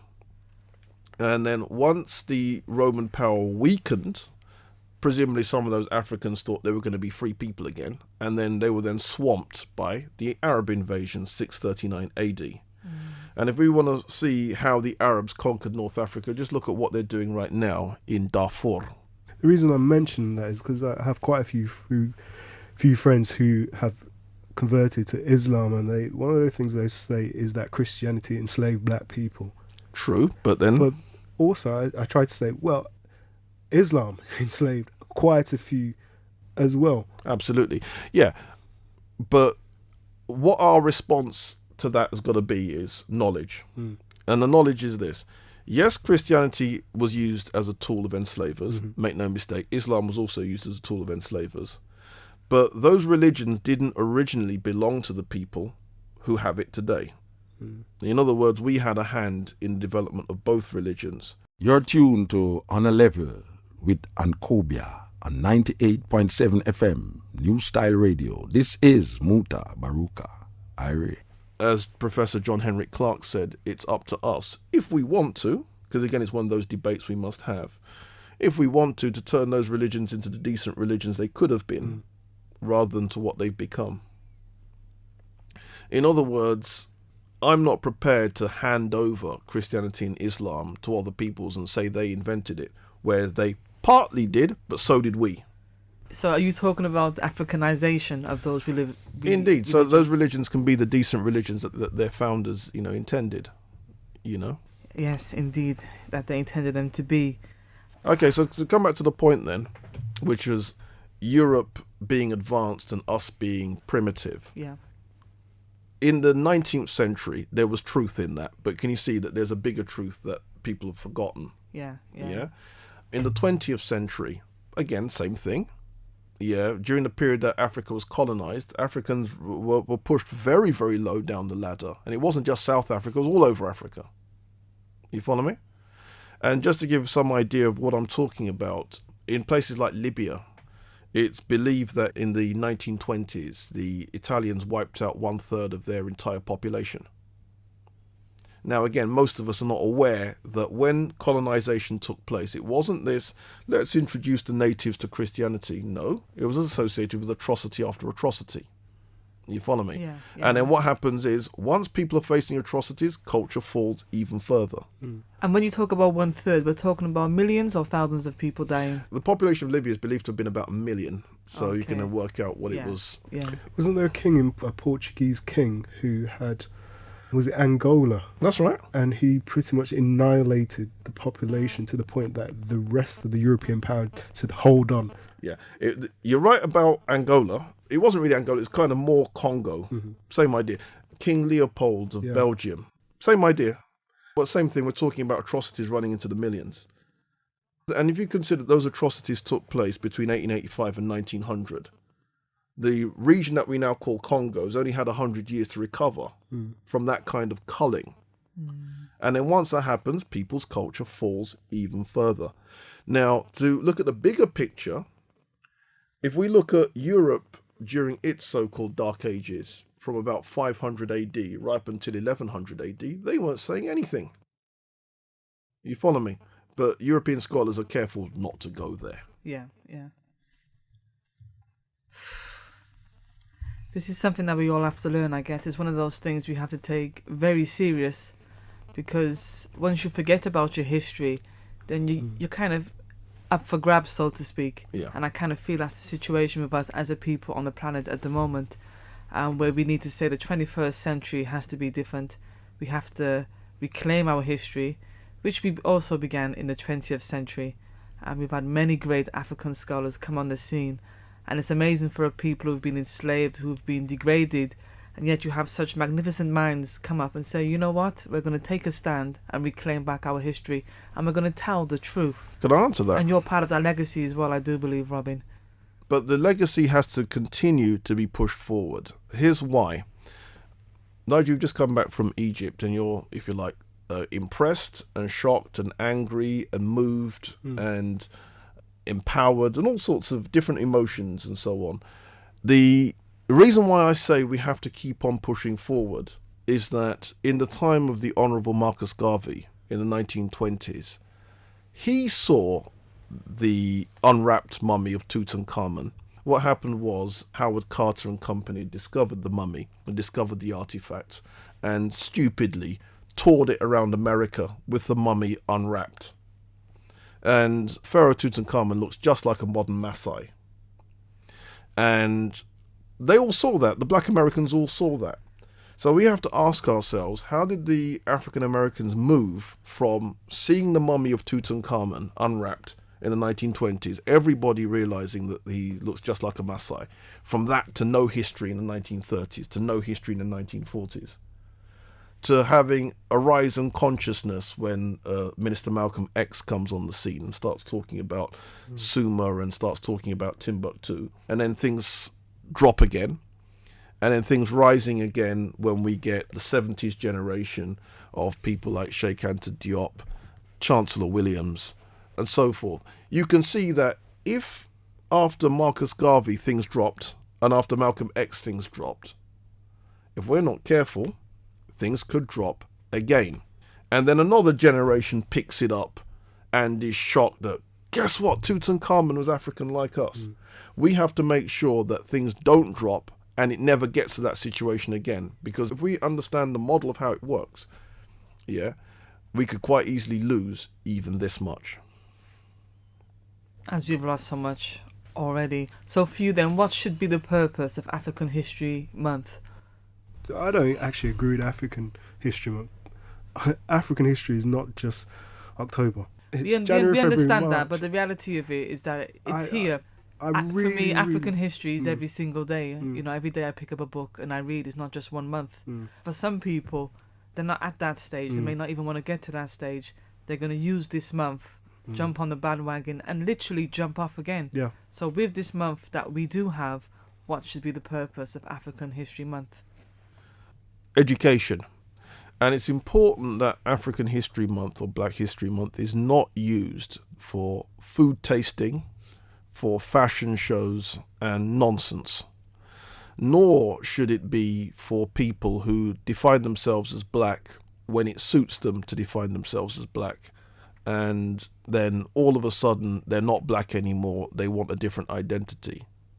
Black History Month was something that the black community in Britain came up with as something to celebrate us and what we're about. Now, the ideal Black History Month has to have a whole body of courses, whole body of lectures, a whole body of events that flag up different aspects of our history. And those aspects are history in Britain, our history in the Caribbean and Americas, our history in Africa, our ancient history, the black scientists and inventors, the whole nine. And that should be the sorts of things. And there should be things like courses, there should be lectures, there should be storytelling for young people, there should be history competitions in the schools. The whole thing needs to be pushed. And off the backs of Black History Month's courses for adults and young people, and for teachers as well, teacher training should come off the backs of these things, so that eventually Black history gets a more and more secure place everywhere, outside of the education system and inside of it, so that it's being the same ideas are being reflected in different places. But you've been very instrumental in going up and down the country for several years, putting on black study courses and teaching people about their history. Indeed, and I think people should watch this space, because there's a course about to start at Kwesi, and again the Black Studies thing is about to kick off. And yeah, it's a very, very important thing. Ankhobia with On a Level on New Style Radio 98.7 FM. As you say, we're here in the 21st century. We've looked at Egypt in some detail. There's still a lot more ground to cover, because what we looked at has been quite brief. Is our purpose as black people, as African people on this planet in the 21st century, is it to rebuild who we were? Is it to reclaim our history? What is it that we're trying to do or should be trying to do? Essentially, if we look at the direction that the world is taking right now, it's quite clear that we're not in the driving seat, we're in the passenger seat at best. And essentially what's happened is that as our power and status has fallen consistently since the year 1600 to where it is right now, if you like, decisions about which direction the world takes are decisions taken without us being present. So you'll end up with things like G8 summits, and there's no blacks around the table making any kind of decisions. So essentially we need to get to a situation where we are, if you like, players on the world scene in much the same way that we were in former times. Coming to the last 30 minutes now of this discussion, I want to take the discussion somewhat back to Egypt. Is there any evidence today, Robin? We talk about the genius of the ancient Egyptians and the things that they did and the philosophies that they created. Is there any evidence today, or even in the 20th century, of us as black people continuing the genius, continuing the legacy of the ancient Egyptians, of ancient African scientists and that kind of thing? Is there any evidence today that we can point to? What you'll find will be sporadic things, things that you can point to here and there. If we look at, say, scientists and inventors, just going back just over 100 years, to somebody like Granville T. Woods. Granville T. Woods was somebody who, an American inventor, who was largely responsible for the electric railway system. I came up from London using essentially technology that he pioneered, and the underground system would not have been possible without his discoveries. And there's lots of examples that you can point to of one examples where that particular scholar did this, that particular scholar did that, but bringing the whole thing together in our interests. Again, a lot of people are very impressed by things like nuclear technology and the fact that you've got black people such as Dr. Lloyd Quarterman, who was one of the pioneers of the atomic bomb, alongside people like Einstein and so forth. Again, and apparently he was one of 6 African-American scientists that worked on that project in the areas of space science. You have various people such as Christine Darden, Major Isaac Gillum IV, and so on, who are on the cutting edge of space science technology. These are people that, worked for NASA and so on. So the question then is, can we harness these developments in a direction that's positive for our people, rather than have these people working for other peoples? And we've not been successful in doing that. Looking at the legacy of ancient Egypt, what has been Egypt's gift to the world? What kind of legacies has ancient Egypt left for us today? There's loads and loads of things you can point to. The developments of the various arts, developments of the various sciences, the development of literature, the development of philosophy, and so on. All sorts of things you can point to. If we give some specifics, the funerary complex of Pharaoh Zoser has got columns built into it, the first columns in the world, and that's the basis then of Greek architecture, Roman architecture, Romanesque architecture. We can trace it all the way back to what Pharaoh Zoser and his scholarly prime minister Imhotep constructed. You have things like the Edwin C. Smith surgical papyrus, which has got 48 cases of head and neck surgery indicated on the papyrus. And because it's head and neck surgery, you could even call it brain surgery, if you understand what the areas that it covers. There you have the very first religious texts, the pyramid texts. You also have the very first philosophical texts. There's a document called the Maxims of Ptahhotep, where Ptahhotep is instructing young men who are civil servants in how to conduct themselves in right living. And the ideas in it are so good that I follow them. You say something about the principles of Mart as well. That's what it's about. But there's an even better example of that, where there's an Egyptian story called the Story of the Eloquent Peasant, where he's arguing Ma'at against powerful people who are trying to exploit him.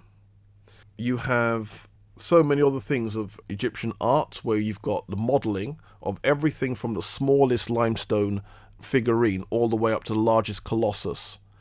And the modelling and the proportions are perfect. You have Egyptian art using this notion of canon, where certain things are in certain proportions because they're mathematically correct. You've got examples of Egyptian sciences to do with astronomy, where you have the Egyptians being the first to come up with the 365 and a quarter day year, based on the observations of the rising of the star Sirius. So there's so many things that you can point to that the Egyptians left behind. Maybe the most important writing. Absolutely. But that's a bit debatable, only for one reason, because we're not quite sure whether the Egyptians invented it or the Nubians invented it. The black. Well, it's all good. It's all good. And even the discovery of America, something like that, yeah? I know you're shocked, I know. Yeah, go on, please explain. All right, please. Very, very simply, there's a map that was drawn by a Turkish admiral, and the Turkish admiral is called Piri Reis. And Piri Reis was a contemporary of Christopher Columbus. And when Columbus got to America, Piri Reis wrote a book to say that he was a fraud. And the reason why Piri Reis was so convinced that Columbus was a fraud was that in the Islamic world, they'd already had information that blacks had already gone to America, and they named some of them. There's a black sailor called Kashkash ibn Selim ibn Aswad, who got there in the 10th century. There's another black that got there in the 14th century called Mansa Abubakari II. So in other words, they knew all of this. And the worst charge that Piri Reis levels against Columbus is that Columbus had access to maps that go all the way back to the time of Alexander. Now, if you break down to the time of Alexander, what does he mean? He means the time when the Alexandrians were dominant in Egypt. You follow me? Yeah. So essentially they're Egyptian maps. Now, Piri Reis publishes one of those maps, and he published it in approximately 1513. And a group of scholars in the 20th century went over the map. And they went over the map and they agreed, yes, this goes back to Alexandrian time, so it goes back to 300 BC. They agreed the map comes from Africa. Now the question then is, well, does it belong to the Greeks, because they were in Alexandria, or does it belong to us? And those scholars of, I think it's New Hampshire University, the scholar's name was Professor Charles Hapgood, they worked on the map to try to work out where was the geodetic center of the map. And the center of the map would be, where was the person who drew it? Where was he standing? You follow me? And the geodetic center of the map is the Egyptian-Nubian border.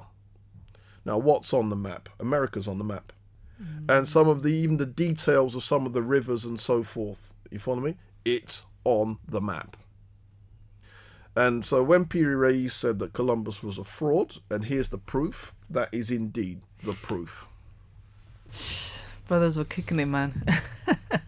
They really had it going on back in the day. But in talking about that, I mean, you know, there's been a great almost move to kind of distort and cover up many aspects of Egyptian history. And the British scholars have had a great role to play in that. Can you talk a little bit about that? What are some of the things that they've actually done? Yeah, they're frauds.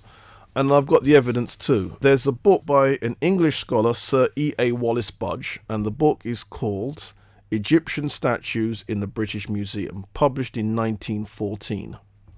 In this 1914 book are portraits of pharaohs Sinosret I, Mentuhotep II, Thutmose III, Amenhotep III, Ramesses II, Ramesses VI, and so on.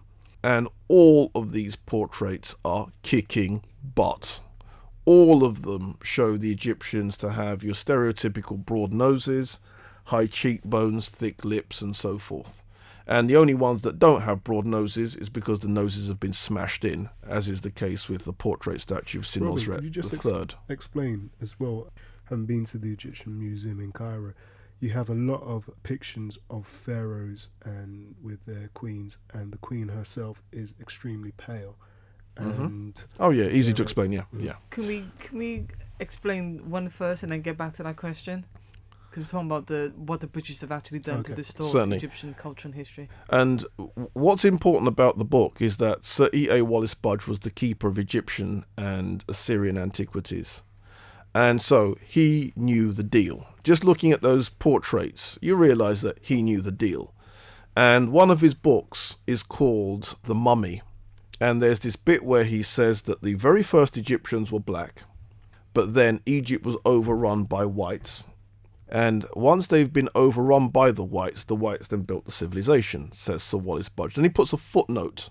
And then you look at the footnote, and he references a scholar called Ammianus Marcellinus. And that scholar is a Roman scholar, and he quotes him in Latin. So having said the Egyptians were Caucasians, he footnotes Ammianus Marcellinus in Latin. Now, of course, most people then think, well, you know, it's quoted Latin, what's it saying? You follow me? And the impression given is that the footnote would support the idea that, yes, the Egyptians were Caucasians. I've checked the quote, and Marcellinus, the phrase he uses to describe the Egyptians is atrati and subfusculi. Atrati is the Roman word for ink. In other words, they were ink coloured. And subfusculi is the Roman word for brown. You follow me? So the Egyptians were between ink coloured and brown coloured. And this is what's in the footnote to Sir Wallace Budge's The Mummy. So we have to ask ourselves is, well, why didn't Wallace Budge just come out and say blatantly they were black? you can see what's going on. He's lying. Yeah, yeah. And his book in 1914 proves that he knows what he was doing. And this particular book, The Mummy, proves that he knows what he was doing. And essentially, once that type of nonsense has worked its way into the system, and you then produce, as I said, sheep, you will then get Egyptologists just parroting stuff that is of no substance. And England has a major hand in this because the British Museum has got some of the best Egyptian artifacts collected in the 19th century all the way up to the time of Sir Wallis Budge and afterwards. Collected or stolen? They would presumably say liberated, but I don't think there's any records of any black people getting paid for those artifacts. So, yeah. Nigel, you had a question. Yeah, just on a similar vein, as Robin was saying, how we have quite a few Europeans who want to distort the importance of black people and pretty much say they weren't black, they were white. Having been to both the British Museum and the Cairo Museum, you have a lot of depictions of pharaohs and their queens, and the pharaoh is depicted with a tan skin, but his wife, his queen, is depicted with a very pale or yellow skin. Could Rodden just explain why that's depicted? Yeah, it's an Egyptian art convention. What's good about Sir Wallis Budge's book, the book I've just mentioned, Egyptian Sculptures in the British Museum, 1914, is that they reproduce one of the very same images that you're talking about. There's a picture of two, it's a man and woman, husband and wife, and they're portrayed the same size. They're sitting down, and the wife's got the arm around the husband, and she's shown as yellow, and he's shown as red. But because this was a black and white photograph taken in 1914, you can't tell what colours they are. All you can tell is she's light and he's dark. If you look at the faces, though, both of them have very, very strong African-type faces. Now, what it is not just an Egyptian thing. You also see it in Sudanese art, where men are painted red, usually, and women are painted yellow, usually. And this red and yellow, we know they're not skin colours, because if you look at Pharaoh Tutankhamun, there's images of him painted jet black in some representations, and he's painted red in other representations. It's both him. Similarly, there's a queen called Ahmose Nefertari, and she is usually shown as black in some images, jet black, proper ink black. And she's shown as yellow in other images, and it's the same Ahmose Nefertari. So what's going on? They're colour symbols. Now, what they're symbolic of, scholars disagree. Some people say the red represents male fertility associated with the sun, which is Dr. Biko's theory. The yellow represents lunar aspects associated with the moon. Now, where Dr. Biko got that idea from is that you'll sometimes see gods and goddesses with sun discs, where the sun disc in the case of the male is red, the sun. In the case of the female, it's the moon, yellow. And that's where the idea comes from. I only asked the question because obviously one of the tour guides, I don't know where he got his information, he was now saying the reason why the men were darker was because they were out working and got a tan. Nonsense. Women were stuck in the house. And that's why they were pale. Because what they're trying to do is to try and bring Arab culture where the woman becomes a harem. Yeah, it's nonsense. And why it's nonsense is because women worked out in the fields too. And there's such images of that. You can see images of that. Now, what you'll see is the best example is you go to the British Museum, you will see little figurines of a whole bunch of people, like figurines of everybody on a boat. And you can see the men are red and the women are yellow. Now, the red does look close to a skin colour. In other words, you could imagine black people having that colour, but it's still not the real colour, because it's still symbols. Red, yellow. Now, extend the analysis. When we look at Greek art now the Greeks are ancient Europeans, these are white people. You see the men black and the women white. That doesn't mean Greek men are black. It's just the style of the art. You follow me? And it's the same duality concept that they're bringing in. And then when we look at art from Sudan, there's a very famous pyramid called the Pyramid of Queen Kalhata. And in that pyramid, which is in Sudan, men, red, women, yellow.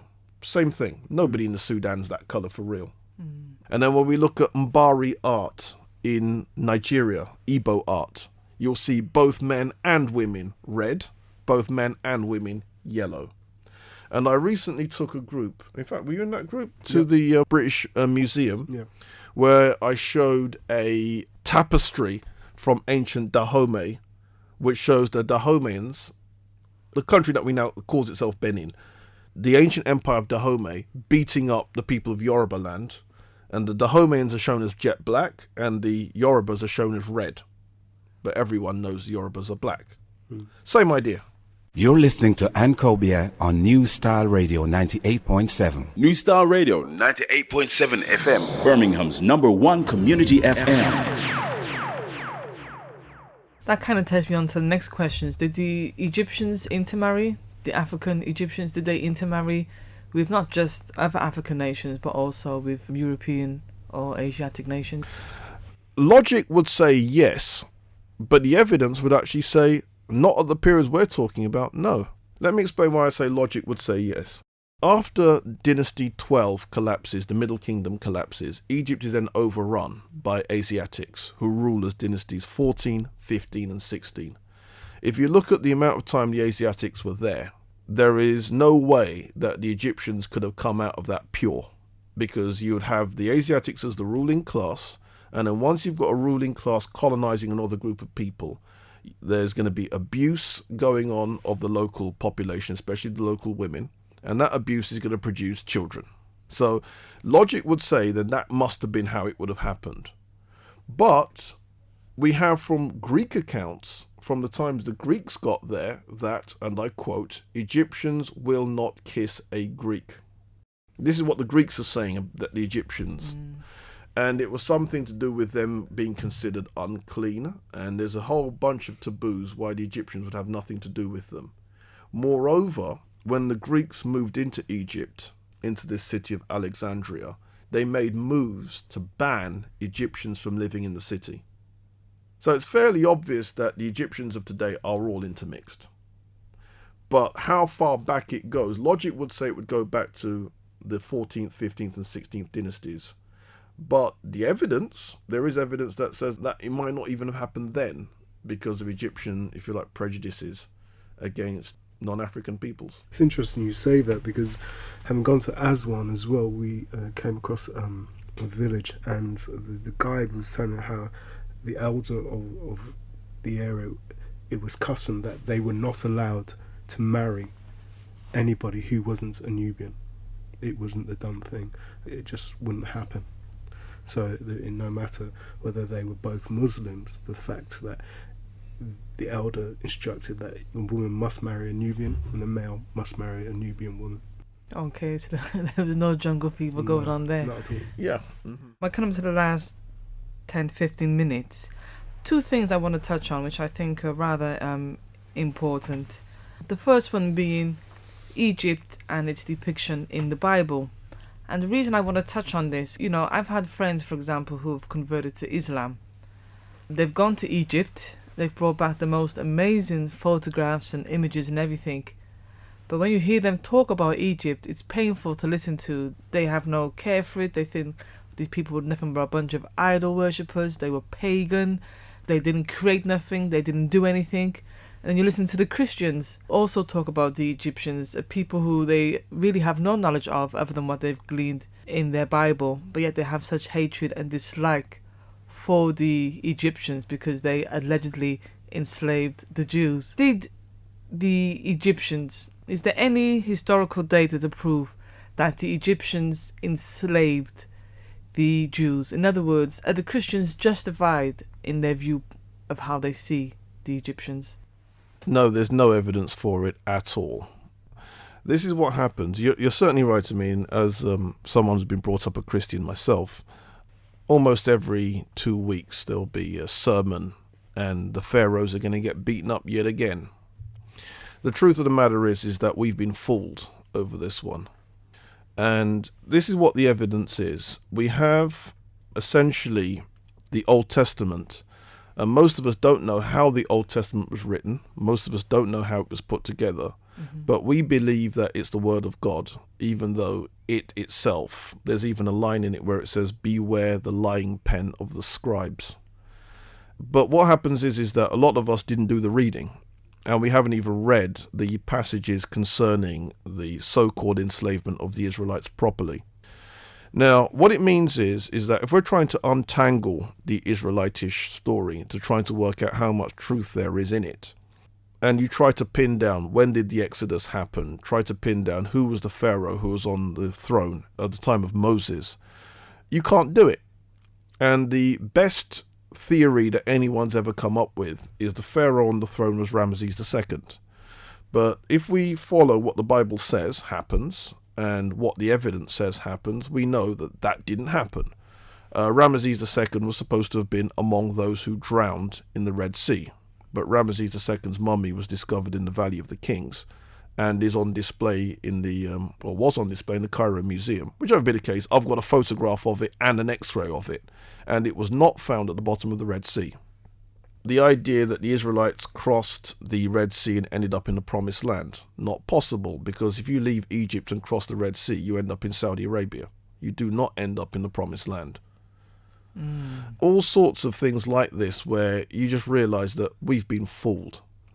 Okay, now, we take a bigger slice of evidence and we then find out what was anybody else saying about the relationship between the ancient Israelites and the ancient Egyptians. And we find out that there was a Jewish scholar of antiquity, and his name was Josephus. And Josephus wrote a book called Antiquity of the Jews. And that book is widely read even today. I know that it's one of the books that you'll even get Jewish people being given it as their bar mitzvah present. And in that book, it makes it quite clear that the Hyksos, who ruled Egypt as dynasty 15 and 16, were kindred brothers of the ancient Israelites. That makes the Hyksos Israelites. Now, if the Israelites ruled Egypt as dynasty 15 and dynasty 16, then that means that their Old Testament story of being enslaved in Egypt is a lie. They were the ones who enslaved the Egyptians. Yeah. Moreover, the Israelites claimed that when in Egypt, they were building monuments out of mud, brick, and straw. And we look at the pyramids, and none of the 90 pyramids of Egypt are built of mud, brick, and straw. We then look at the 223 pyramids of the Sudan. None of them are built of mud, brick, and straw. We look at the various temples of Egypt, Karnak and so forth, and none of them are built of mud, brick, and straw. So, essentially, what's happening is that people are having a laugh at our expense. Isn't there a passage which makes reference to the Jews actually taking the Egyptians as slaves out of Egypt? You're right, yeah. If we read Moses' account in the book of Exodus, there's a passage where it says, any slave can eat the Passover meal if you have circumcised him first. Now, if we read the context, they're claiming that they're leaving Egypt, fleeing Pharaoh. But who are these slaves that they're carrying? These slaves that they're bringing with them would have to have been ethnic Egyptians. And yes, it does say that, yeah. Any slave may eat the Passover meal if you circumcise him first. Some people have got to do some serious rereading of that book. Coming up to one of the last points as well, is the present depiction of Egypt that we have today, when we look at, for example, people talking about the New World Order, and they say it has links to Egypt, they make reference to the third eye as being a symbol of evil.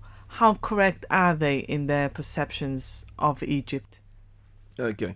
The scholarship that does this is a type of scholarship coming from America, and it's right-wing Christian scholarship. And there's a publishing house called Huntington House who are particularly into that type of stuff. Now, essentially, their belief is that there is, if you like, a conspiracy of people who have come together to undermine Christianity. And these people that have come together to undermine Christianity are people who form societies to push what they see as Satanism. And they believe that the model that some of these groups are taking their thing from is the Egyptian model, where the Egyptians kept knowledge amongst their priesthood and didn't disclose their secrets to the masses. And this idea of keeping knowledge within a group and not disclosing it elsewhere, this is the same model that the right-wing Christians say is being used to rule the world today. And it's then said that this same group have taken symbols from Egypt, such as the pyramid, symbols such as the Eye of Horus and so forth, and are using these symbols in what they consider to be satanic ways. Now, it is possible that the right-wing Christians have a point. And this is why it's possible. Since we know that the Egyptian culture lasted, according to the correct chronology, 5,000 years, according to the short chronology, 2,500 years intact, what people want to know is what made that civilization tick. And what they've done is to study the civilization and to see which bits of it can they use to build their system. You follow me? Now, just because someone has picked an obelisk from Egypt and are using it in their symbol, their system, picked a pyramid and are using it in their system, picked the Eye of Horus and are using it in their system, that doesn't mean that the Egyptians were using it in the same way that they're using it. Now, it doesn't mean the Egyptians weren't, but it doesn't prove that they did. You follow me? Swastika. Same thing. I mean, a swastika has got very negative connotations right now. It's from the Hindu. Yeah, and what's more, there are churches in Ethiopia, the underground church of Mary, which has got swastika-shaped windows. There are artifacts in Igbo land, Western Nigeria. There's a magnificent casting that was found, which has got rounded swastikas on it. So lots of black people are using the swastika, but as a positive energy. So to finish the point then, just because Europeans today are trying to work conspiracies using some of our symbols to do wickedness, that doesn't mean that's what we were doing back in the day. Mm-hmm. Excellent point. Excellent point. One of the things I've heard recently, and particularly coming from some of the younger brothers as well, we had a conversation on the show a few weeks ago where they were talking about spirituality. Had some young guys come in. They're talking about spirituality and its relevance today in the inner cities. And they touched upon a lot about Egyptian spirituality and how they wanted to tap into that so that they could then lead their lives. And these are young guys, like 22, 23. But one of the things they said, which I found quite strange, was that the pyramids were built using a system of levitation. And this is something I've heard for quite a few years. And I've always wondered, is this used to kind of say that the Africans didn't have the technologies to create the pyramids? Is this another way of saying that they didn't have the knowledge to create pyramids by saying, oh, this is some mystical thing that went on here. These blocks were levitated into place, all 2.3 million of them. Yeah, good deduction on your part.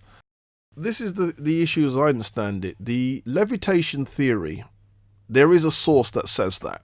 There is one of the ancient writers, and I've forgotten which one, who describes it, but I know that the information is in Wayne Chandler's essay in Egypt Revisited, where he discusses this. So someone did say that. So whoever says it now, they didn't make it up. Someone said that. But just because someone said it doesn't mean it's true. Now, what it is that Egyptian technology really does stretch what modern man is capable of. And what it shows is very, very much how far the African race has fallen. If you look at what we used to be able to do. And what it means is that clearly Egyptian technology was very, very highly sophisticated, but the truth is we don't know what it is. And it's in the vacuum of not knowing what it is why people will jump on theories like levitation. But as you rightly say, the levitation theory is simply a way of getting out, a get-out clause, rather than face the fact that African technology was kicking it up. Well, there's certainly no get-out clause on this show. Coming to the last few minutes, really, of the show. And Robin, I do want to thank you ever so much for taking the time. You've come all the way from London. Taking the time to come and share your knowledge and information with us. It's been great having you on the show, indeed. Hope to have you back in the future. Thank you very much. And Nigel, we also want to thank you as well. And I know you're going to be on our shows anyway in the next few weeks to come. Yep, most definitely. Just to close off, Robin, we've been talking about Egyptian civilization and culture. For anyone wanting to take this study further, what books would you recommend to them? Where would you tell them to begin their study? There are the books written by Professor Sheikh Anta Diop. He's written a book called The African Origin of Civilization, Myth or Reality. Then you have the books by Ivan van Sertima. He's written a book called Egypt Revisited and another book called Egypt, Child of Africa. But if I may be so bold as to also recommend my book, which has taken You can be as bold as you want. It's a very Thank you very much. And there's a book that I've written called When We Ruled.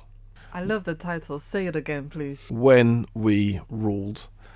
The book is out. There's a website called www.whenweruled.com. And you can buy the book through the website, or you can go into your bookshops. There are some black bookshops in Birmingham, but there's not just that. Go into your bookshops and you can order the book, and the bookshop will buy it from us, and then you can get the book. Remember the name, it's called When We Ruled. And how's that book been doing? What's been the public reaction to your work? I've been very encouraged by the reaction. A lot of people have bought the book, a lot of people are talking about it.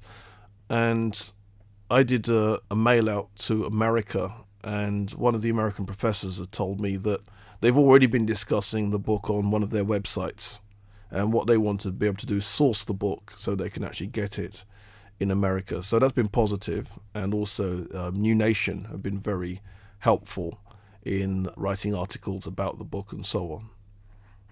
And it's great that we have black British scholars like yourself doing the work. You're getting out there, you're doing the writing. It's not just about us reading books written by African American scholars, which are also important as well. We're not dealing with division here, but it's nice that there's someone from down the road.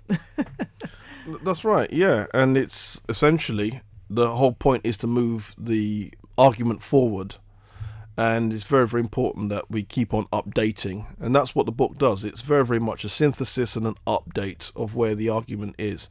The book's not just on Egypt, it's about African history generally. Because Egypt isn't the only place where we built things. We built things all over Africa. And we built things in the African diaspora as well. And my point then is to bring that forward so that black people get to know what we're capable of. We get to know what we've achieved, and therefore have a number of models that we can draw upon for inspiration. Okay, excellent. Like I said, we're going to keep pushing the book as much as possible to get it out there and to let people know. And also I'd like to say to those listeners who would like to know more about African history, who would like to know more about themselves, past and present, get down to Kwesi House, George Street, Les Halles, this coming October, and learn about your history. It's the new style! For the past year, myself and Nigel. Yep. Every Sunday. We've been very privileged to have Robin as our teacher. An excellent teacher, I must say, the best that I've had. And I only wish I had a teacher like that when I was a young girl in school. It would have made a massive difference, but certainly got me back on track and just kind of firmed me up, so to speak. So thank you, Robin. Thank you. Cheers. Anything you'd like to say, Nigel? It's the best couple of months I've spent educational-wise. It's not only well-read, well-researched, it's actually quite funny as well. Oh, yeah. Quite entertaining young man he is. So definitely, if you can make it, come along. Yeah, most certainly. Money well spent. Definitely. Money well spent. And like I said, it's not just about, because some people think, oh, this is just history, it's done. It's not about that. No, and that's what I loved about the course, was the continual reflection to where we are now, how you move forward, the solutions that were offered. It was just mind-blowing. What can I say? You got to get on the course. Don't get left behind. No. All right. Thank you very much indeed, guys. Thank you. You're welcome. When We Ruled. No topic is out of bounds. If it's real to you, it's uncensored to us. The Honor Level Talk Show. It's real. when we ruled. Birmingham's #1 for African arts, culture, and Afro edutainment. 98.7 New Style FM. The Honor Level Talk Show. It's real. To get in contact with the On the Level show, it is on-a-level@hotmail.co.uk. on-a-level@hotmail.co.uk.